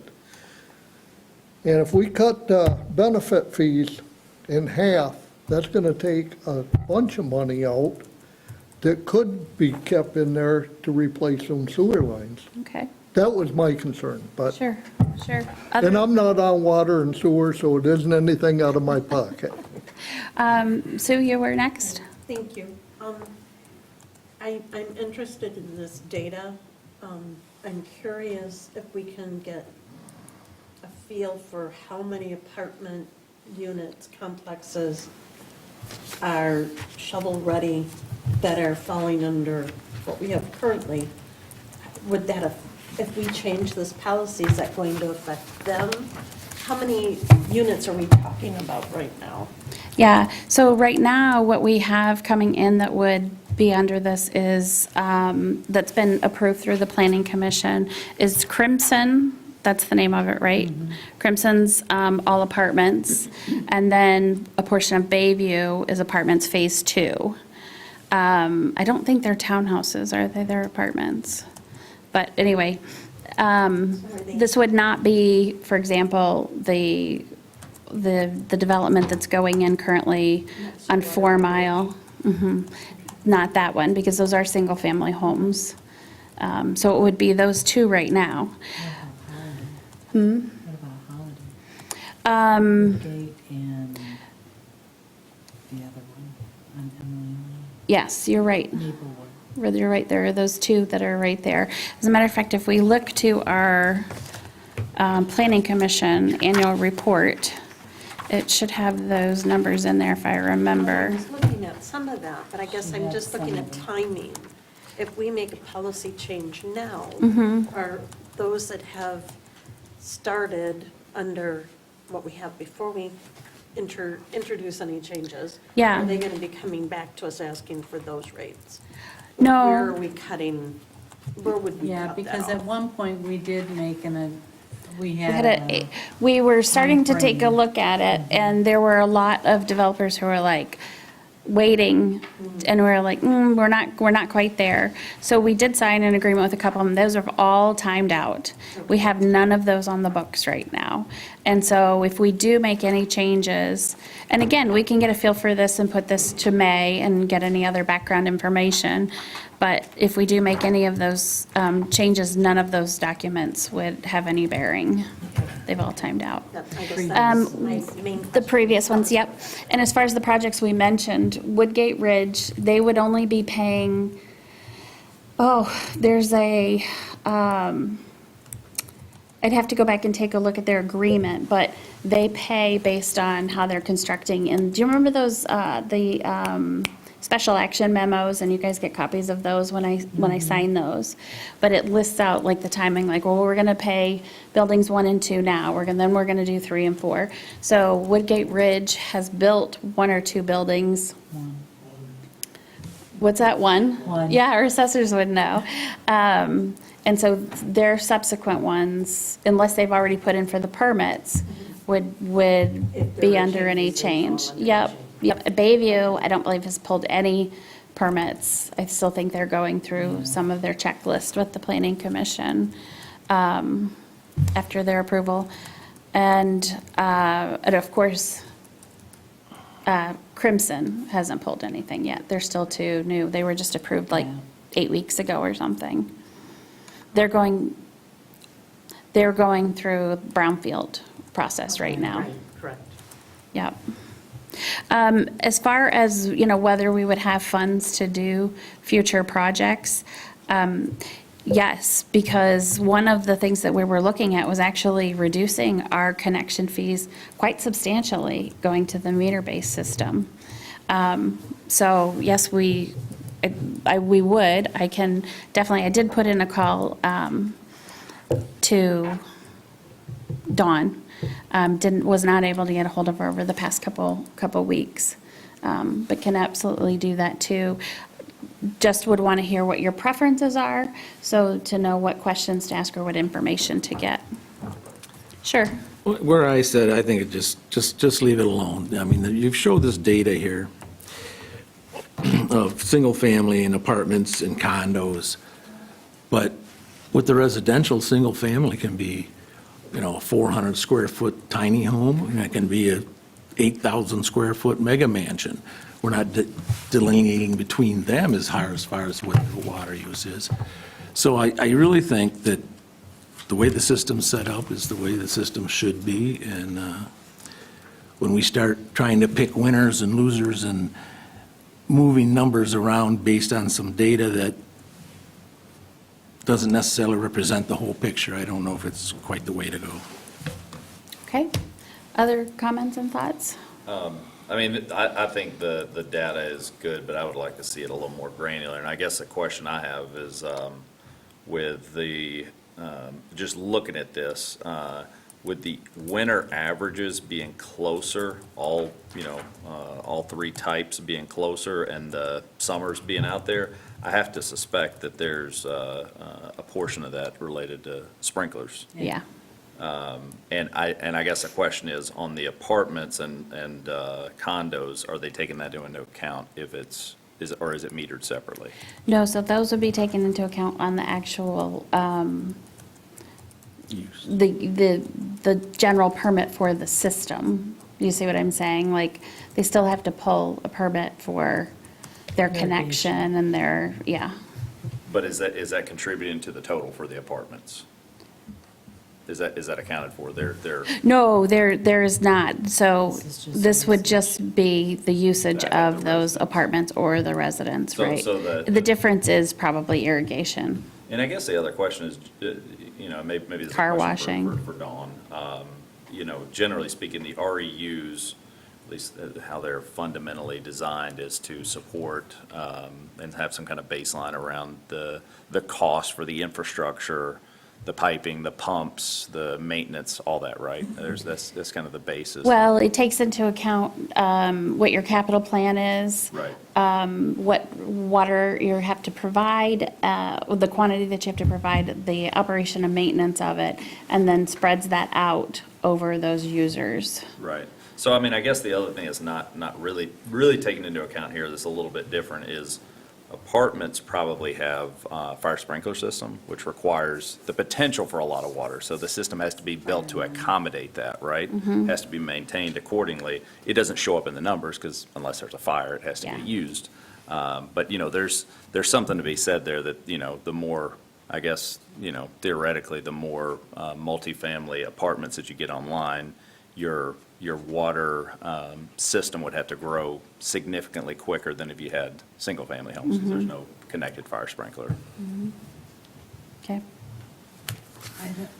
I'm not sure about that, because there's fire lines separate that are under a different metered system, if I remember. Are they different? Yeah, because there's fire. Yeah, they're built different. I don't know about the construction, so. That it's billed differently than what regular metered usage lines are. Mindy, do you have a comment? Yeah, it's interesting to me when you look up at hotels and motels, and it's very specific to the size of the room and if there's a kitchen in there and that kind of thing. So, if we're talking about a two-bedroom apartment with 1.5 baths or less, and then you compare that just to a 400 square foot with a kitchen at 0.75 REUs, I think we've got a problem here. I think that the 0.75, and maybe it's the happy medium of going between the two and not going to a half, but going to 0.75. But we have in our current that if you have that kitchen with the bathroom usage, that you're at the 0.75, and there's a square footage of the size of the hotel room in there as well. So, to Matt's point, both Matt's point, maybe it has to do with,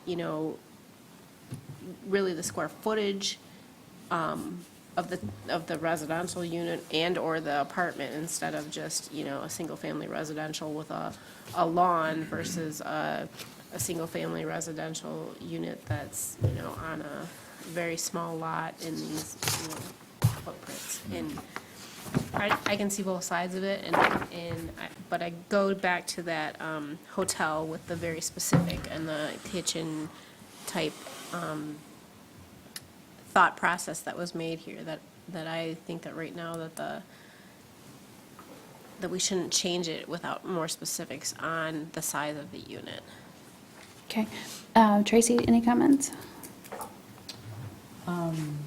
No, I've kind of always thought apartments should be less than residential. But Yeah. I was waiting for the rate study. Yeah. And I just think East Bay did not consider it when Garfield and Acme went down to 0.5. Do you remember that? It was in like 20. Yeah, I remember something about Chuck had brought it originally Yeah. because they had so many apartments. I mean, you look at Garfield and they're flooded with apartments. So, Well, again, the two things that I go back to is, one, we talk so much about the cost of housing, and this is a direct effect on the cost of housing. And we also talk a lot about, trying to infill some of our areas that are high-density residential, right? Well, those are probably going to be mostly apartments, or a lot of them. And how do you incentivize that? Well, it's difficult to do when you've got your neighboring jurisdictions sitting at 0.5, so.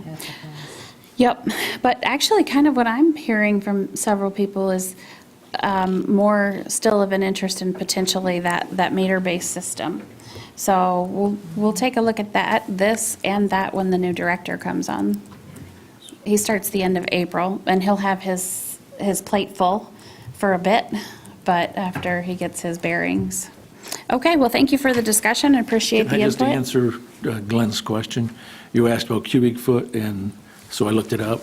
It's almost 7.5 gallons in a cubic foot of water. okay. Pretty big number. I used to know what it was, but that's one of those things you have to look up on Yeah. my computer.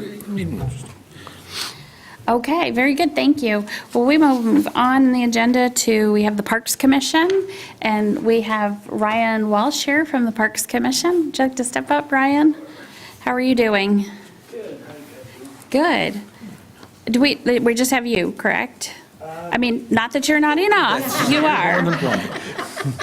Yeah, just me. Okay. Well, good. We are overjoyed that you are here. And we've got the quarterly report, and do you need a copy of that, or have you got it?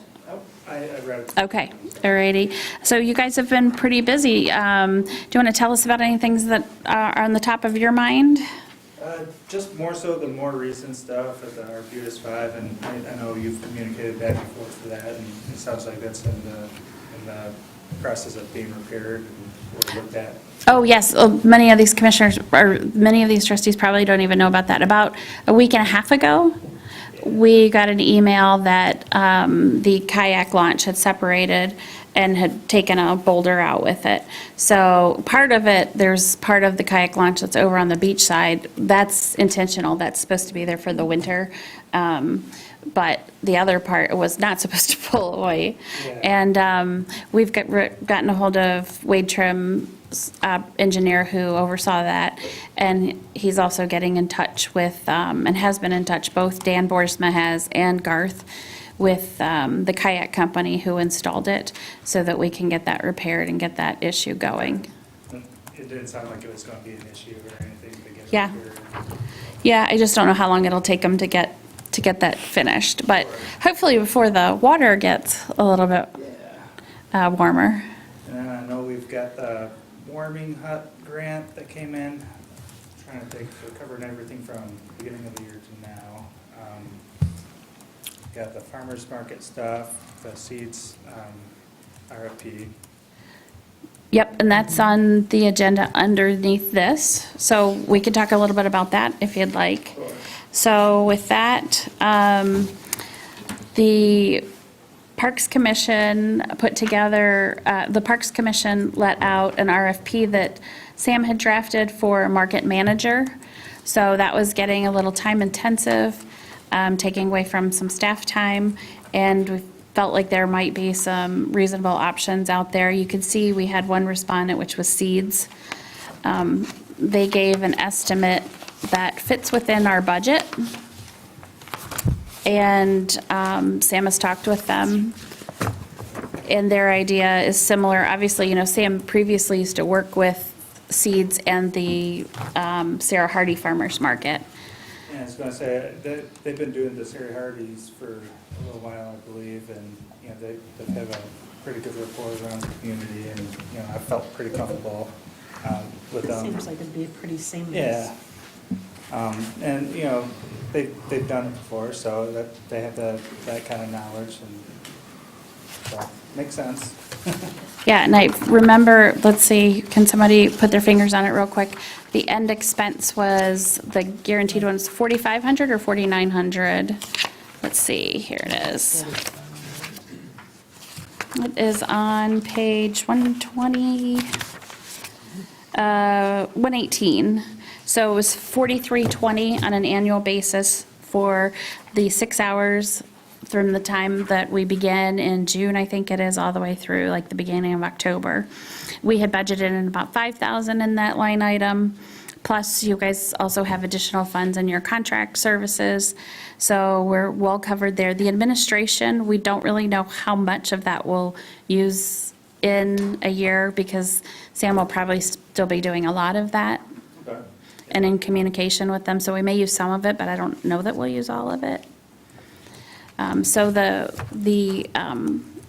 potential motion before this board tonight is to move to approve the Seeds Ecology and Education Centers as the vendor to manage the East Bay Corners Farmers Market as described, presented, and discussed. Any questions on that? Mindy? On page 121 of the packet, number 14, it says that we are going to pay within 15 days from receipt of invoice. I'm concerned about that for a couple reasons. It doesn't say an acceptable invoice, right? It just says an invoice, and I'm concerned about that 15 days. I really look at 30-day. Yeah, we could have them adjust that to 30 days. I don't think that that's going to adjust their contract. And I would imagine C's is very much like with, say, Grand Traverse Conservation District. And we're very flexible with them, and they're very flexible with us. They get the work done, they get it invoiced, we do get it paid, so. I just wanted to make sure that So we an weren't. itemized invoice would go agreement Yeah, instead of this is what you owe. yeah. Well, we always look for that anyway. It has to have a description of what we're paying for. We won't just pay for something that says $500 on it and no detail to it. But it's, in 14, it just says 15 days from the receipt of the invoice. It doesn't say an itemized approvable invoice or any of those. I think that's kind of innate in an invoice, that it's an acceptable invoice and what's commonplace for accounts receivable and accounts payable. I don't think that we have that level of detail in any of our contracts. And again, we wouldn't. 30 would probably be preferred instead of a net 15. Yeah, we can put the 30 on there, and I'm happy to put of a detailed invoice too. I don't think they'll have any issues with either of those. But I'm just saying that's innate in the process and not something we typically pick out with the contracts. Yep. Any other questions or comments on it? Okay, that motion would then be as described, presented, and amended, and discussed. I'd make that motion. Okay, is there support? Support. Okay, motion is made by Bartlett and supported by Cook. Any further discussion? All in favor indicate by saying aye. Aye. Any opposed by no? Okay, motion passes unanimously. So we have a market manager, so that's a good thing. Yes. And you guys are getting some new picnic tables people will be seeing out? Yep, you already ordered those, didn't you? Yeah. Picnic tables? Okay. And then, I'm trying to think, any other updates we might have. Geocaching event. Oh, We yeah. have that coming up in May. So if you want to find out what geocaching is, because I know everybody's, I don't remember the date. I'm just trying to, get off the top of my head here, but it's, May 3rd. yeah, May 3rd. From 1 to 3. That's pretty fun. 1 to 3. And I'm trying to think if there's anything else. I know we got some of our priorities at the community garden that we're trying to get, some momentum, but, work in yes, an initial start to the community garden is going in for a grant request with T-Mobile. And then you guys have, you authorized the smaller cornhole game set. Yep. So we're getting a RFP for that together with Wade Trim. And you have grant funding for the warming hut, which is really the pavilion, which is just retrofitted with some things that will stop wind block and so forth. And then Sam and I just talked about combining those projects a little bit because a lot of the cornhole is actually concrete. And some of the side project of the pavilion is also concrete, so we could potentially roll those together, do a little bit better. That makes sense. And then, I know some other side projects at the Grace McDonald's would be like basketball hoops, and I was over there looking at it today. Those things just, they gotta figure something out. And then I know we talked about dog park too on that multipurpose field, and, we're trying to figure out where and how to get that ball rolling as well. So, just, see what we can do with it. Okay. Any questions for Ryan? Well, thank you for being here tonight. Thank you very much, Ryan. And then we'll, as we get closer numbers on those two projects, we'll bring those back and have the budget, you'll see a budget amendment request for those in the Parks Commission line items. We have some of it from the grants, but when we get the final numbers or a good solid estimate. Awesome. Thank you. Okay, with that, we'll move on to assessing. You heard a little bit from assessing. Oh, Isaac, don't be shy, come up with Ryan. So, as you know, we went from last year from contracting our assessing office to the county to having our own internal staff for assessing, and we were very fortunate, this board was, to bring on Ryan Porty and Isaac Entz. I don't know how much of you have noticed, and maybe you guys who are here 40 hours a week, they've been a great addition to the township. So I'll stop now and let you. Yeah, you didn't have to report, that's great. There you go. Again, my name is Ryan. I saw you guys all, I think in October, I was up here for a second giving a little synopsis of what we were doing. Since that time, Isaac joined our board here of people that are doing the work. Julie Jackson, who was here initially, did a really great job, but it was just a little more than she wanted to do. But Isaac's been great. He's the assessor of record actually in Grant Township also, and he's got 7 years of experience, so he came in and helped me out a ton because I did an awful lot of office work this year, and without him, I don't know that we would have gotten through all the things that we did out in the field. I'm from the city of Port Huron originally, and a city works way different than a township does. I found that out kind of the hard way in some ways, but it's been a great time up here. I've been here a year. I came up here last April 17th and been on the job for almost a year, and have done a lot of learning of how things worked up here over the last 20 years. So the packet that I gave you has a lot of pages in it. I'm just used to giving a lot of information to city council or the township trustees. So a lot of that stuff is just kind of letting you know where we stand this year in relation to last year. So I'm just going to hit a couple of the points that are in there. You can follow through on those sheets if you want. 2025's SCV was $1,450,339,600. It's about 150 million more than it was the year before, so it's about 11.5% increase.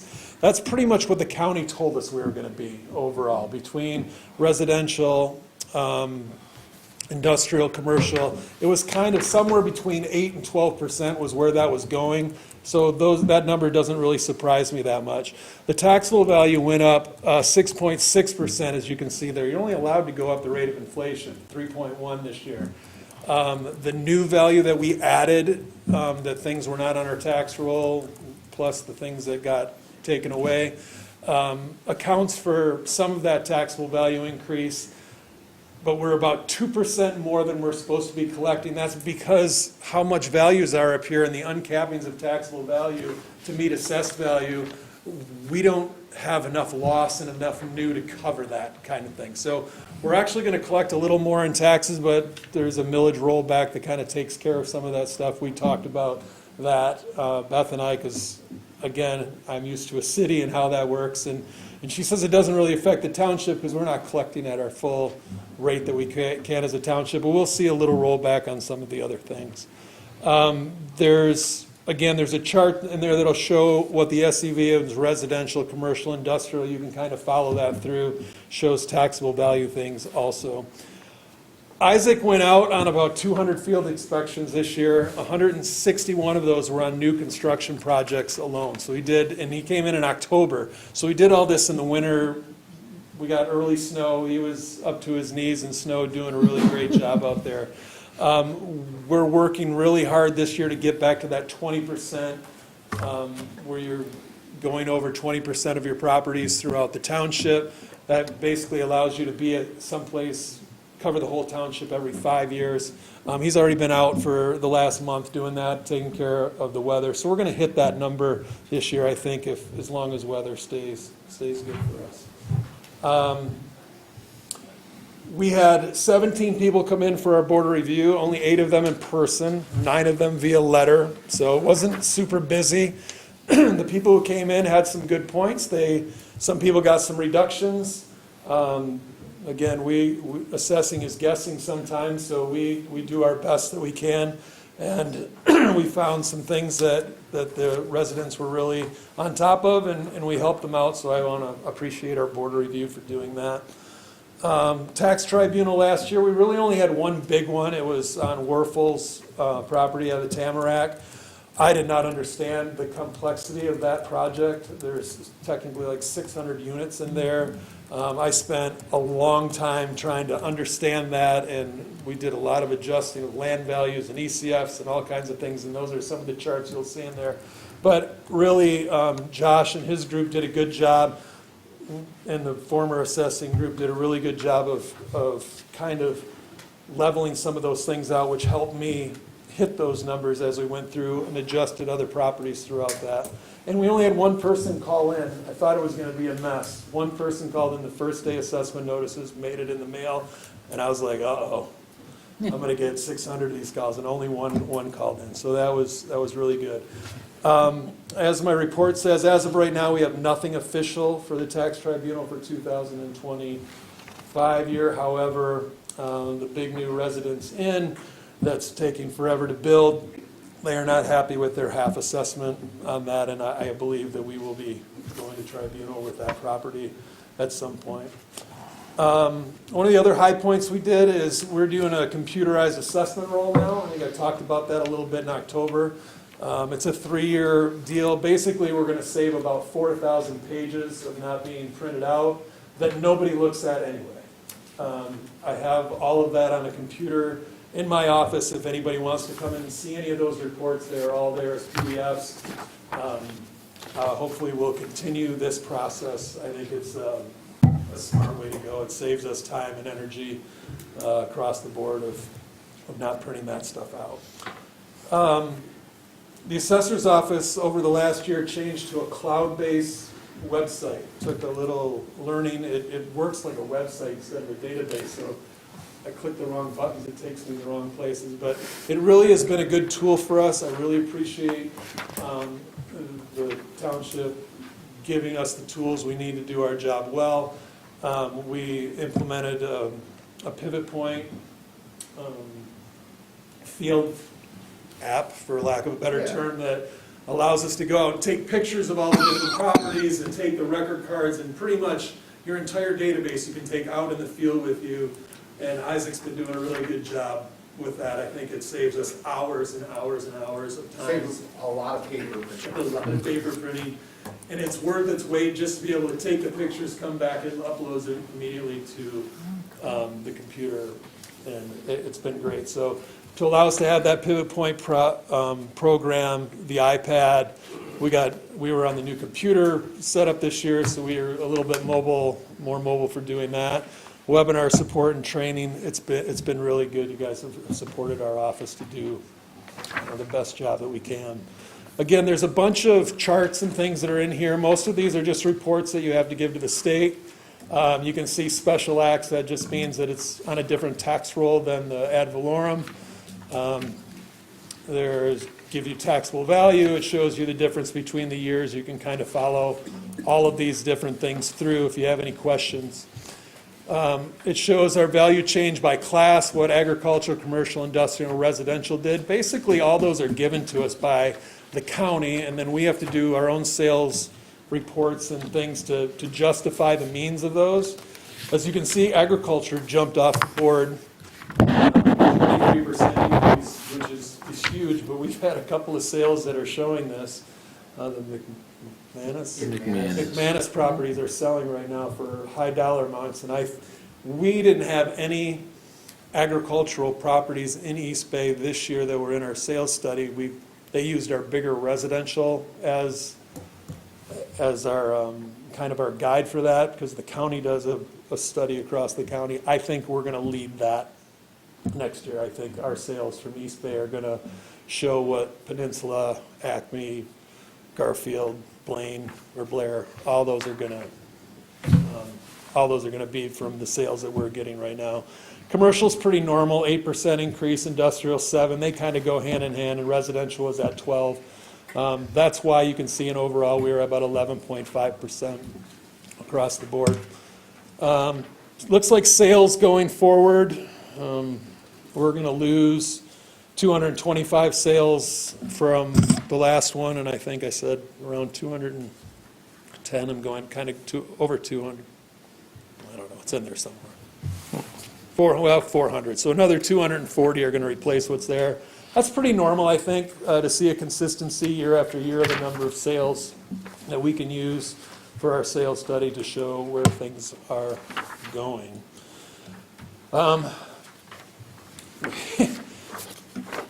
Again, we had, one of the big things that I did and the former staff did too, is we reduced the number of land tables that we were using before. It was at 71 down to 50, and I reduced it down to 46. I hope to get down to maybe 20. The more parcels you have within a data set, the better your statistics can be across the board. If I only have 20 parcels that I'm using and 2 of them sell, yeah, that's 10%, but it's not a very good number if I have 200 properties and 20 of them sell. Even though statistically it's the same amount, it doesn't give you the same confidence in what you're doing. So again, knock that down. The ECF ones I took from like 115 down to, again, I'm kind of going from memory here, but it's in the chart there. 113 down to 23. And again, what was happening before is if a new neighborhood came in and somebody built 20 houses, they just made that a neighborhood and it was its own little pot. Well, that neighborhood and that one that were all built in the same year, they're all together now because the lots are similar size, the houses are similar ages, they can be valued together. So I did a lot of condensing of things like that, both ECF-wise and land value-wise. So that's what those charts are for, and the other parts that are there. I'd like to let Isaac say a couple of things about what he's doing out in the field, because he comes back in and he's working hard, but I'm doing more administration. Well, first of all, it's exciting to be here. It's good to be here. Yeah, I've been here since the last week of October last year, so kind of hit the ground running with the fall or winter field work, if you will. Went pretty well. We're continuing to do like property record inspections. Things have gone pretty well with property owners and developers, et cetera, doing field work and site inspections. Border review went pretty well, so yeah, it's good to be here. Just wanted to say thank you. So is there any questions for me? I know I said a whole bunch of things, and there's a lot of charts with a lot of numbers that I could explain better if you would like. If not, I appreciate your time. And Any questions? Just a comment. Sure. I think publicly, these guys need to know how appreciated they are even more. We have residents that come in, and the first thing I hear out of their mouths, if they're a service person, is thank you for your service. It becomes, I don't know, I smile every time I hear you guys say that from my space, because there's more value there, that value for the service, value for the residents. They truly, genuinely feel it, and I believe the residents feel that from them. It makes a huge difference. You guys are doing a great job professionally, but on the human side, you're doing a great job too, and I just think, I've told you that before, but I think. I appreciate that. I think that we're really a public service office. I have always liked the fact that somebody could come in and they could talk to somebody immediately and get some information face to face. Isaac is fantastic at it. You should hear him on the phone. If you think he's nice out there, you should hear him on the phone. So, and I didn't tell him to do that. He was brought up the right way, which is great.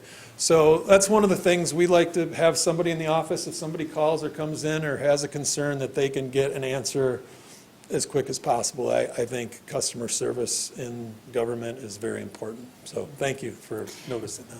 And along the same lines, I had wanted to mention too, I see just in how transparent and honest they deal with members of the public. Their office is right next to mine, and I can hear Isaac on the phone. I can hear you guys talk about different issues, at least when I have on my mom ears when I'm working, as they call them.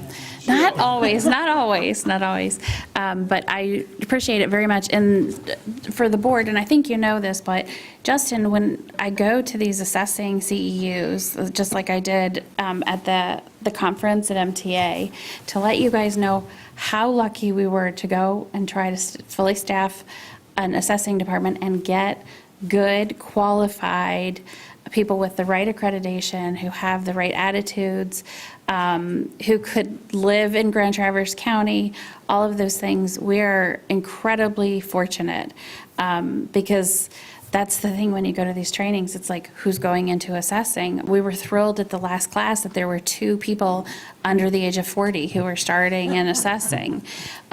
So, you know, we're very happy to have you here. So, and thank you for the work this year. And also to the Board of Review. We finally have a full Board of Review, which is a nice thing, because for a while there, we were worried about anybody who got sick. Don't get the Board of Review sick. Exactly, exactly. Well, thank you so much, and thanks for being here tonight. Appreciate it.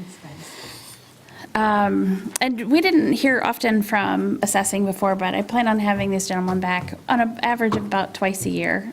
Stuff changes a little slower in assessing than it does, say, like at an ambulance or planning and zoning, but really appreciate them being here. Okay, with that, we'll move on to the ambulances. Speak of the devil there. How are you, Nick? Good, good. So tell us about your report. You also have a motion that you're looking for, Yeah, so. we have 2 reports. One's our annual report, which is kind of our quarterly reports from last year. We kind of all put together all those numbers in one spot. And then kind of our key elements that we did throughout the year, just covering some of our education stuff we did. We continue to do 2 skills days a year that we do open up to the community. Most of those are paid for through some of our partnerships with like IREMs. And then some of the grants we've gotten throughout the year. But yeah, just basically highlights of public events that we've did, our staff and our station, and just good pictures of our crews throughout the year. And then the second one that I've given you, the last 2 pages that look like the annual report, but they're different, are our first quarter report for the year. One thing you'll notice in our annual report is the last part of our year was busier, and that's kind of carried over into our January, February, and March. So we have seen the same numbers that we saw at the end of the year, which, weird enough, just like Chief Mackin said, July was busy, and then December was really busy. So I don't know what's changing there, but it's hitting us too. Yeah, just like last year, 81% of our calls required ALS. We're at 73% for the first quarter. And we're just continuing to see busyness. You guys know we welcomed a couple part-time employees, and then we hired Melissa, who was a part-time employee, to our full-time.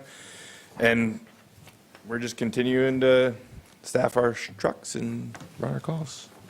Yeah, I'm really glad we were able to hire within for our full-timer. That was great. It gives also a good message to our current part-timers. Absolutely. It really makes things good when you can hire from within and not have to make a massive search.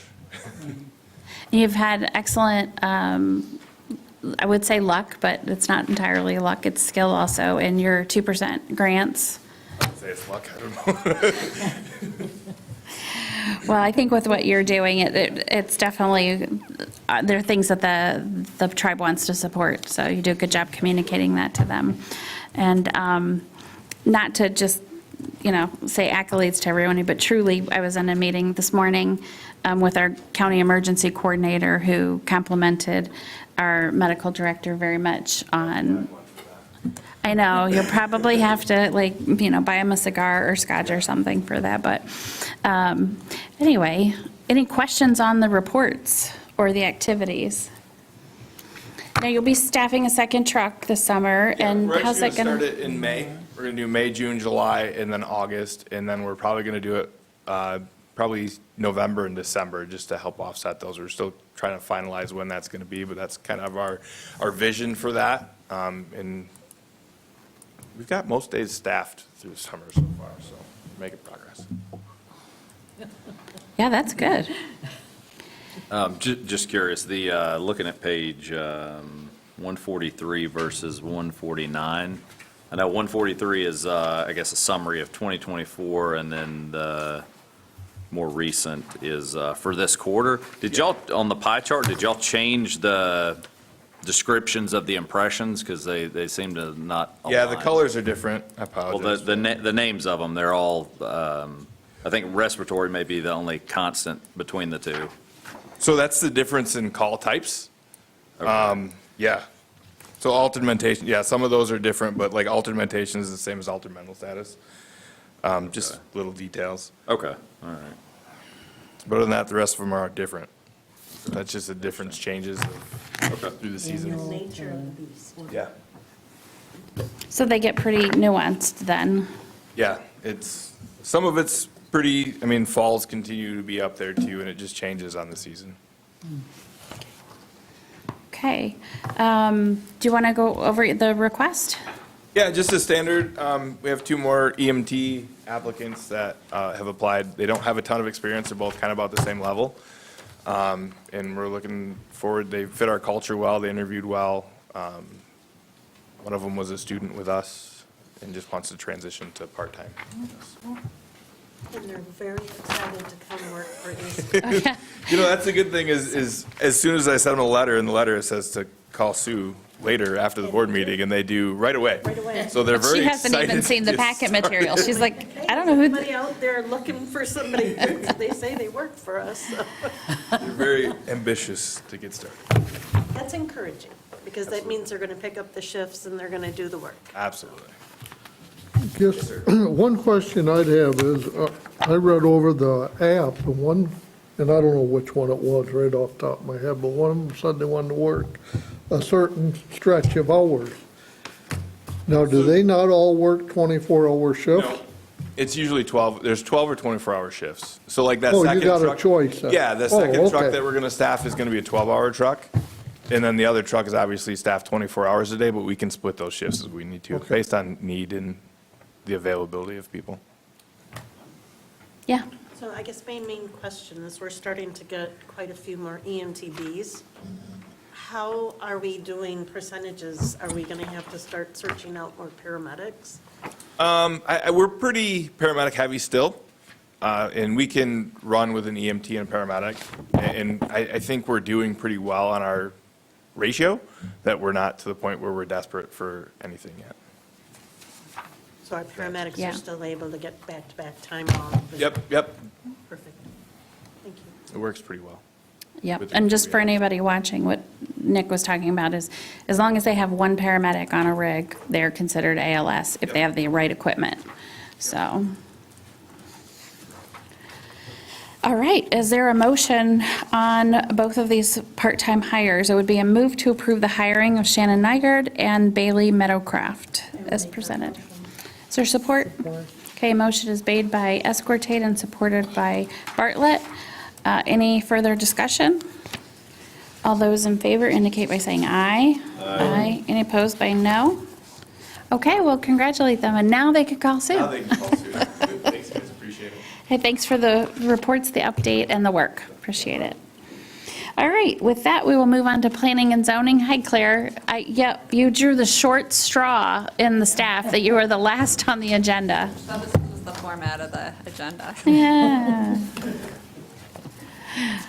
All right, well, good evening. You want me to start with the Yeah, quarterly report? yep, we've got three things really on your agenda. One is the planning and zoning report, and at the end of the planning and zoning report, we'll just talk a little bit about those site visits. And then we've got the grant application, and then the potential closed session. That sounds good. So you'll see the quarterly report here. Just a couple items to highlight. We've got, we're on our 8th site plan. First time this year of the 5 years that I've been here is there's been a lot of desire for upgrades to the wireless towers. We've had actually 4 this year of just not increasing the height, not increasing the size, but just some upgrades. So, but the Planning Commission approved the Calypso multifamily. That's at the location of former Calypso restaurant previously. What was the name of it? Clock. The Clock. That takes you way back. Yeah. So that's a 13-unit multifamily. We also approved, the big one was the Crimson, so that's just right off of 3 Mile, Bill Klaus's property, and that is 240 multifamily units. The developer is looking at doing 100% workforce affordable housing, and so is going to be likely coming back in front of the Township Board for housing TIF and some other, taking a look at the financing options for that. The Town Line Apartments, if you'll recall, that was previously the Mitten Apartments that was approved for 36 units. And they can't be short-term rentals, so they're market rate rental units. And those, the started, it's stalled, all the foundations are in, but a developer picked back up again and is taking that property, moving it forward. So taking out a lot of the initial foundation, but is kind of ready to break ground now. They have gotten their land use permit and moving forward with that.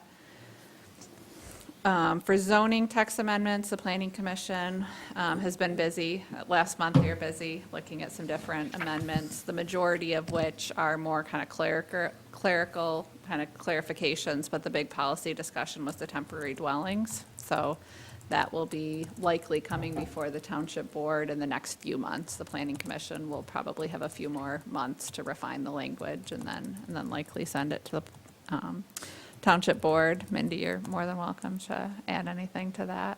I'll just say there's not a consensus on what to do with that, so it's all over the board. Do you think there's not a consensus? I mean, I did go back and watch the meeting, and I did hear a lot of varied opinions, but I felt like there could be some gelling of some parameters. No? Okay. I've got some language drafted based on the last meeting, so we'll come back and see if we're close. The ZBA has taken up a couple different variances. One was approved, and then one was tabled, but was ultimately denied at the meeting last week. We've issued 25 land use permits to date, 4 for single-family homes. Matt Cook, I think, at the last couple of meetings, or the last couple of annual reports, there's been a desire to better track home construction. So like we track land use permits that are being issued, but we're not always quantifying the number of like multifamily. So we've started with Grand Traverse County Construction getting occupancy permits. So I was interested to see the last 2 years, 2023 and 2024, we got about 50 occupancy permits. I kind of thought it was going to be more than that because generally we issue about 50 single-family homes for land use permits. But I think that will probably fluctuate over time just because when we get a big, large multifamily development, then you're giving, 100 occupancy permits. Right. And so that probably doesn't include Bayview. That was done like in 2022. But since we adopted the short-term rental ordinance in 2023, and it's kind of tied to the total number of housing units, we'll continue to track that over time and provide updates.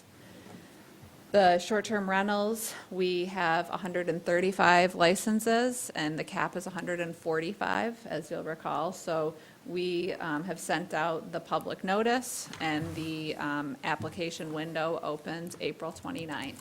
8 a.m. We didn't think we'd be there for a couple years. Short-term rentals continues to surprise us on certain things. So we've got a list of people interested. We've sent that out, sent out all the notifications, and so Sam will be working on that. It's only open for 1 day per the ordinance and the policy that was adopted by the Township Board. So basically taking that policy, implementing it, and if there's any tweaking or changes that we need to make the following year, then we can reevaluate that. But we don't have a ton, from what I can tell, a ton of people looking that are eligible for a short-term rental license, because a lot of the interest are in some of the higher density areas, the Pine Grove neighborhood, some of the lakes area. So in terms of the people interested in getting a short-term rental license that are eligible is not a huge number. It's that 1,000-foot buffer that we put in place, yeah. So you'll see, we've got the code enforcement activity, we've got a summary there. We're seeing definitely an uptick with code enforcement over the last few weeks as spring, as well as land use permits. We've got a lot more land use permits that are coming into the system. So Bill was super busy today and has been the last couple of weeks. Just a couple trainings attended. I got to go to the National Planning Conference in Denver. Really appreciated that opportunity to be able to go, and got to accept an award on behalf of the township for the zoning ordinance rewrite. So it was a really cool experience and just a lot of good sessions, and so I enjoyed that. Sam went through the zoning administrator certification training, and so is now certified as zoning administrator. Thanks to the PAR plan. Yes. Glenn, so you can thank them for us. Thanks to the PAR plan, because it was covered, yeah.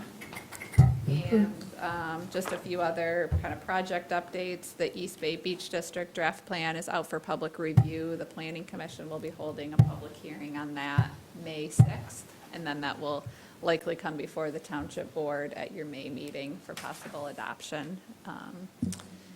Continue to work collaboratively on the Safe Routes to School and 3 Mile extension with TART and other partners, and Julie will mention on the next agenda item, but we're seeking just a lot of gap funding opportunities, so we've been really working on grants and other opportunities to figure out how to make all the numbers work with both Safe Routes as well as 3 Mile Trail. So it's exciting, we're getting close to especially the Safe Routes piece of it, but just trying to make sure we've got all the funding lined up and easements. And the last item I just wanted to mention is we've got the Farmland and Open Space Community Forum that's planned for Tuesday, May 27th. If you'll recall, there was discussion back when the Planning Commission was adopting the final zoning ordinance about the appropriate density outside of our urban growth boundary, so not just the agricultural district, but also the Boardman River District and the Lakes area, and kind of figuring out, how to preserve open space while still facilitating, use of the property. Can we do it through incentives? Can we look at different best practices? So we've got MSU Extension is going to come in and provide a short presentation, and then we'll have opportunity for breakout groups and kind of some visioning around taking some of the goals in our master plan and what are some of the policy options for implementing. I think we do have strong ordinance standards already with some incentives, cluster development tool, those types of things, but are there opportunities for tweaking that and get some input from the public? The day after Labor Day, or Memorial Day, so. Don't push the summer by so quick. Yeah. Yeah, not Labor Day. So that's all that I have. Happy to answer any questions on the quarterly report. Any questions for Claire? They've been busy. Yep. That was awfully nice of Giffords Webster to nominate for that award. It was very nice, yep. And they were there. I think they saw the tremendous work that you put in along with the zoning ordinance subcommittee and the planning commission, and then ultimately with the township board passing it. But yeah, there's so many townships. When you go to an MTA conference, you will hear where townships have started zoning ordinances, gotten down, and then they're 4 years later and they still don't have it passed. The finished product. So the fact that we do, and we had a lot of public engagement, is terrific. So glad you were able to be there to accept that. Any other? Yeah, sure. Well, I'll just ask this again. What's going on with the bridge? Why is the bridge coming back to planning commission? So the pedestrian bridge, we have no jurisdiction or authorization regarding the pedestrian bridge. So. But we do have, the site plan will be coming in front of planning commission at the May 6th meeting. And Claire and I have advocated for what we've heard through public engagement through the master plan and the beach district to MDOT and to DNR about safe passage, safe crossings, all of those things. But ultimately, we don't have jurisdiction over there, nor the engineering expertise to say. But there's tremendous public feeling about that. Wanted to make sure that we got that out, is That we don't have jurisdiction. Yeah. Yep. Claire did a good job making sure that was covered in one of the news coverage pieces. So, yeah. Any other comments or questions? Well, on that same line, I still believe that there isn't any harm in this board passing or writing a letter of support like Grand Traverse County did. We may not have the jurisdiction over it, but we certainly, it's within our borders. and that is ultimately something that you can do as an individual member of this board as well. We have had nobody present to us on the engineering, the transportation, so that would, in my opinion, just be a collective decision of what we all feel on less than adequate information. And again, one thing that I try to do for this board is not to bring issues before you that you do not have control and authority over. They can be very divisive sometimes. This one may not be, but that's a standard practice that I've adhered to for 8 years, and it's served us pretty well. But I would encourage you, just like all of us, if you have a specific, opinion on it, and many people do, and that's terrific, they should. Just like we are appreciative of the public engagement we receive when we do the master plan and the beach district, and when people come to our meetings and give public comment. I would think that they would be appreciative to hear from you as well.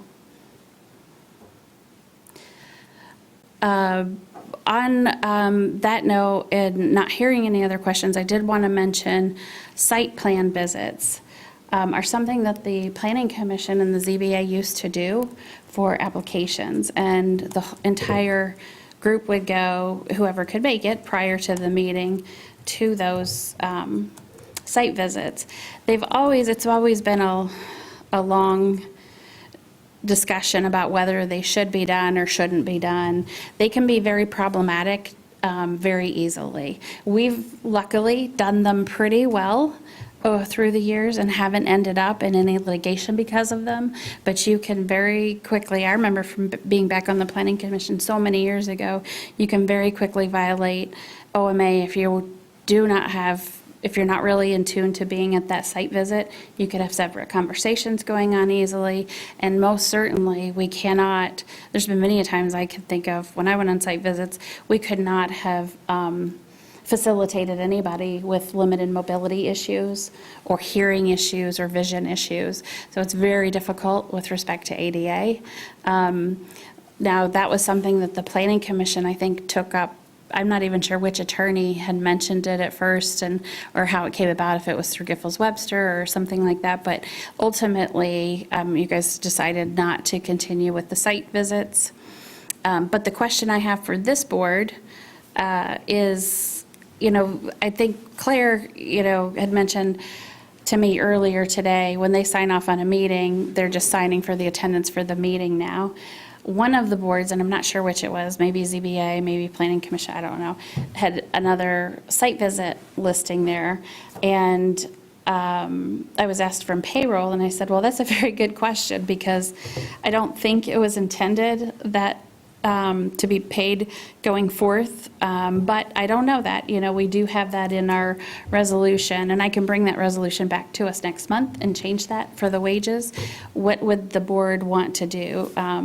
Continue to pay for site visits? If we do, it will just be based on an appointee's signature that they actually did visit the site, but we wouldn't have any verification of that. And I don't see that as being a huge issue. We have really great planning commissioners and zoning board of appeals members. They're not going to sign their name if they didn't actually visit the site. But the question becomes, is that something that the township wants to do or not? Claire had mentioned she hasn't had anybody approach her from either of the boards asking one way or the other, and so far they have not, been paid if they've gone out to a site visit. Mindy, I don't know if you have anything to add, or Claire?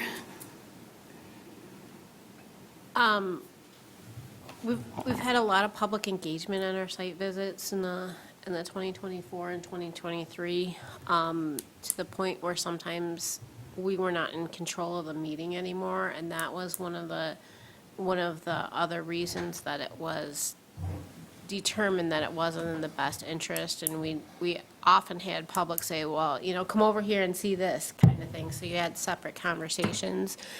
But one of the concerns is that it is so good to see the site before you're actually looking at it and on paper, because you can see so many other things to it.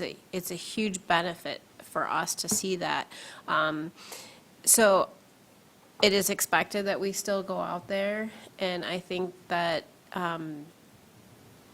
that time is valuable, and I have heard, and it was discussed at the first or second meeting, whether or not we were gonna get paid for that site visit. And I'm fine with it either way. It is up to this board. We just need some clarification so that we know. Exactly. Yeah. Exactly. Yeah, I don't have a preference either way, either. I do think, as I mentioned, we've got we're lucky, good planning commissioners, good ZBA members. They're going to probably visit those sites anyway, if they can, or if they don't have familiarity with it already. But, Just as a ZBA member, and I've been at the planning commission, they're invaluable.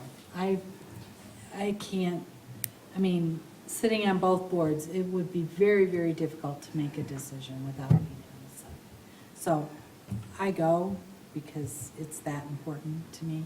But The one thing I think, just from a practical standpoint, I think ZBA is unique in that it's a lot of residences that are kind of tucked away, so you do physically need to go out to the site. Yeah. I think with planning commissioners, there's some variability in terms of how long some of the commissioners have lived in the community. Some of these sites they've driven by every day for 30 years, and so I think, you know, just from a practical standpoint, I'm totally fine either way with the decision, but I think sometimes, you know, a planning commissioner might not need to go to the site. Sometimes they definitely do, and so I would, you know, defer to each individual to make sure that they have adequate information. And yeah, Sue? I've always looked at it from the payroll standpoint, is that site plan review pay basically pays for their mileage and wear and tear on their vehicle. We're not using municipal vehicles to have them go out to those sites. So it's paying them the wear and tear on their vehicle. It's not rich. It's like, what, used to be $45, I think. It's less, I think it's. Is it less than that even? It was Yeah. 25. I was and thinking it's it was like gone up. 35 Yeah, it bucks goes up or something. incrementally. $37.50. But, you know, it's not to get rich. No one's going to say, oh, I need to make this or whatever. And you can tell if they've gone out and actually seen it or not with the way they understand what they're looking at. We're fine paying it. We just need to have something concrete. I will say, to Claire's point, whether or not a planning commissioner or a ZBA member attends, if we do track that to make those payments, that will not be utilized in determining a reappointment. So if you have a planning commissioner who doesn't feel the need and only goes on, 20% of them, that's not something we're going to look at and say, well, they never go on any site plans, they don't know. Because they may be somebody who is familiar with, has lived here a while, or whatever the other circumstances are. So just for clarification on that. Question. I'm not opposed to them getting paid for site visit, they should. My question is, if you got 3 site visits before the planning commission, are you looking at, just regardless of how many you got before the planning commission or whatever, you get paid one amount, or are you looking that you get paid for each visit? we previously did it for each visit. Each visit, I okay. think the profits of it, like with Park Commission, was a maximum of 4 in 24 hours. So if they went to 4 sites, they would receive 4 pays. If they went to 5, they'd receive 4. And I won't put more than 4 on a planning commission. Well, Park Commission does, all the different parks. Yeah. So any other opinions or options, preferences? So would we need to do a budget amendment? Because No, they were probably, the budget was probably already done when we still did site visits. Yeah, because the budget was done, gosh, last September. Yeah. So do you need a motion? Nope, we already have it in our wages that's what site visits are paid for. I'll go back and check the resolution to make sure the wording's consistent with what I'm seeing here. If there's any changes, I'll bring it back next month, but otherwise, nope, that just helps us know how to process payroll, so thank you for that. Appreciate it. All right, Claire, let's move on to the TART Trail. Grant? Great. Well, I wasn't expecting to do a presentation tonight. So what you have before you is just a 2% application. It's one of the funding sources that we're looking at to help provide the match for the 3 Mile Trail and Safe Routes to School project. So This is a pretty consistent form of funding that we've been able to secure for trail projects, whether they're in Garfield, the city, or Acme Township. So we're just presenting it to you tonight as, again, one of those funding sources that would help meet the matches for the grants that we've applied for already and will keep applying for as we move forward this spring and summer. So Julie, remind me, I don't think that the 2% requires, I should have asked you this prior to the meeting, I don't think the 2% requires any resolution or board action here. I think in the past, what we've done, 2%, you remember we just did this with the 3 grants we got, we did the acceptance of them right after the announcement when we were going to deposit the check. So do you recall anything different, or did you specifically want a motion on this, or? You know, every township, because of the sort of the way they switched how they're allocated between the county, frankly, that got weird, and I don't honestly know the procedure. You could be safe and just pass a resolution in case you need it. But I honestly, every township handles it differently, whether it's just in a consent calendar and it's swept up. If I remember, these are due May 2%, May 31st. So I think we're fine, and we can just kind of let this ride and know that this is going in. And then if it's granted, we will do a motion to accept the grant award. So that's what we've done similar in the past. I go with your process. So, but now tell us a little bit more about it. This is for the 3-mile trail portion, and we're looking at 25,000. Yes. Well, that would be fantastic. It would be fantastic. It is, we are looking for every nickel, dime, and 10, 25, or 2.5 million grant that we can get our hands on. So, yeah, we're very excited. The Grand Traverse Band of Ottawa and Chippewa Indians has been a long supporter of trails.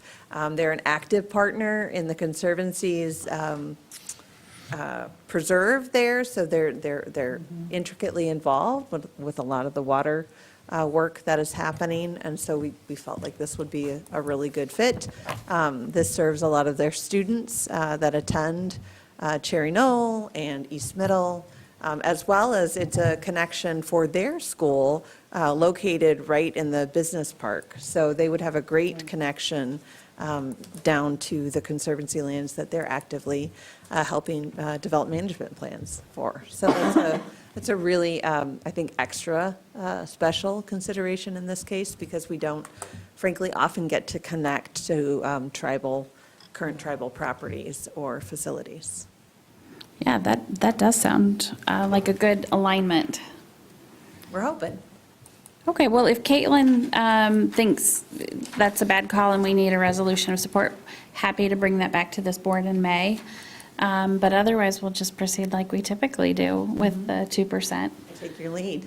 Okay, I just want to make sure you know all the opportunities that we're very much. trying to get here. Sounds good. Appreciate your work. Sure. Well, Claire and Elizabeth and Chris Cushman have really been working very hard on all of this. And they've expanded the Tart family. Elizabeth, Oh, did she have her baby? she had her baby, and so they'll be putting that baby to work as soon as possible. She's already learning to type. I'm still getting Right. emails, and I'm hoping they stop. Any questions for Julie or for Claire on this? Okay, all right, thank you. Thanks for your work on this. Okay, with that, the last item that we have on our agenda is possible closed session, which is Lamar OCI North LLC versus Charter Township of East Bay. Case number, whatever, you've got it on the sheet there. Would anybody like to make the formal motion to go into closed session, which is on page, if anyone finds it first, go ahead and say. The one that you did on the supplemental. Correct. Oh, that's right, it wouldn't be in your printed one. Move It would be on the that sheet. board meet in a closed session under MCL 15.268E of Open Meetings Act to consult with its attorney, Brad Weirda. Sorry. Yep. You're right, Brad Weirda. of Smith and Johnson attorney regarding trial or settlement strategy in connection with pending litigation, Lamar OCI North LLC versus Charter Township of East Bay, United States District Court, Western District of Michigan, case number 124-CV-756, as an open meeting would have a detrimental financial effect on the litigation or settlement position of the public body. Is there support for that Support. motion? Motion is made by Bartlett and supported by Cook. Any further discussion? Okay, we'll do a roll call vote. Ann? Bartlett? Yes. Cook? Yes. Walters? Yes. M. Cortade? Yes. Lyle? Yes. S. Cortade? Yes. And Friend. Yes. Okay, very good, thank you. We can do a couple things. They're out of the... I think so. Okay, we'll head down to the other conference room, so that way. Hi, Brad, how are you? Good, so Brad will be joining us in closed session, and Claire will be joining us in closed session. Do you have any pieces of blank paper? Okay.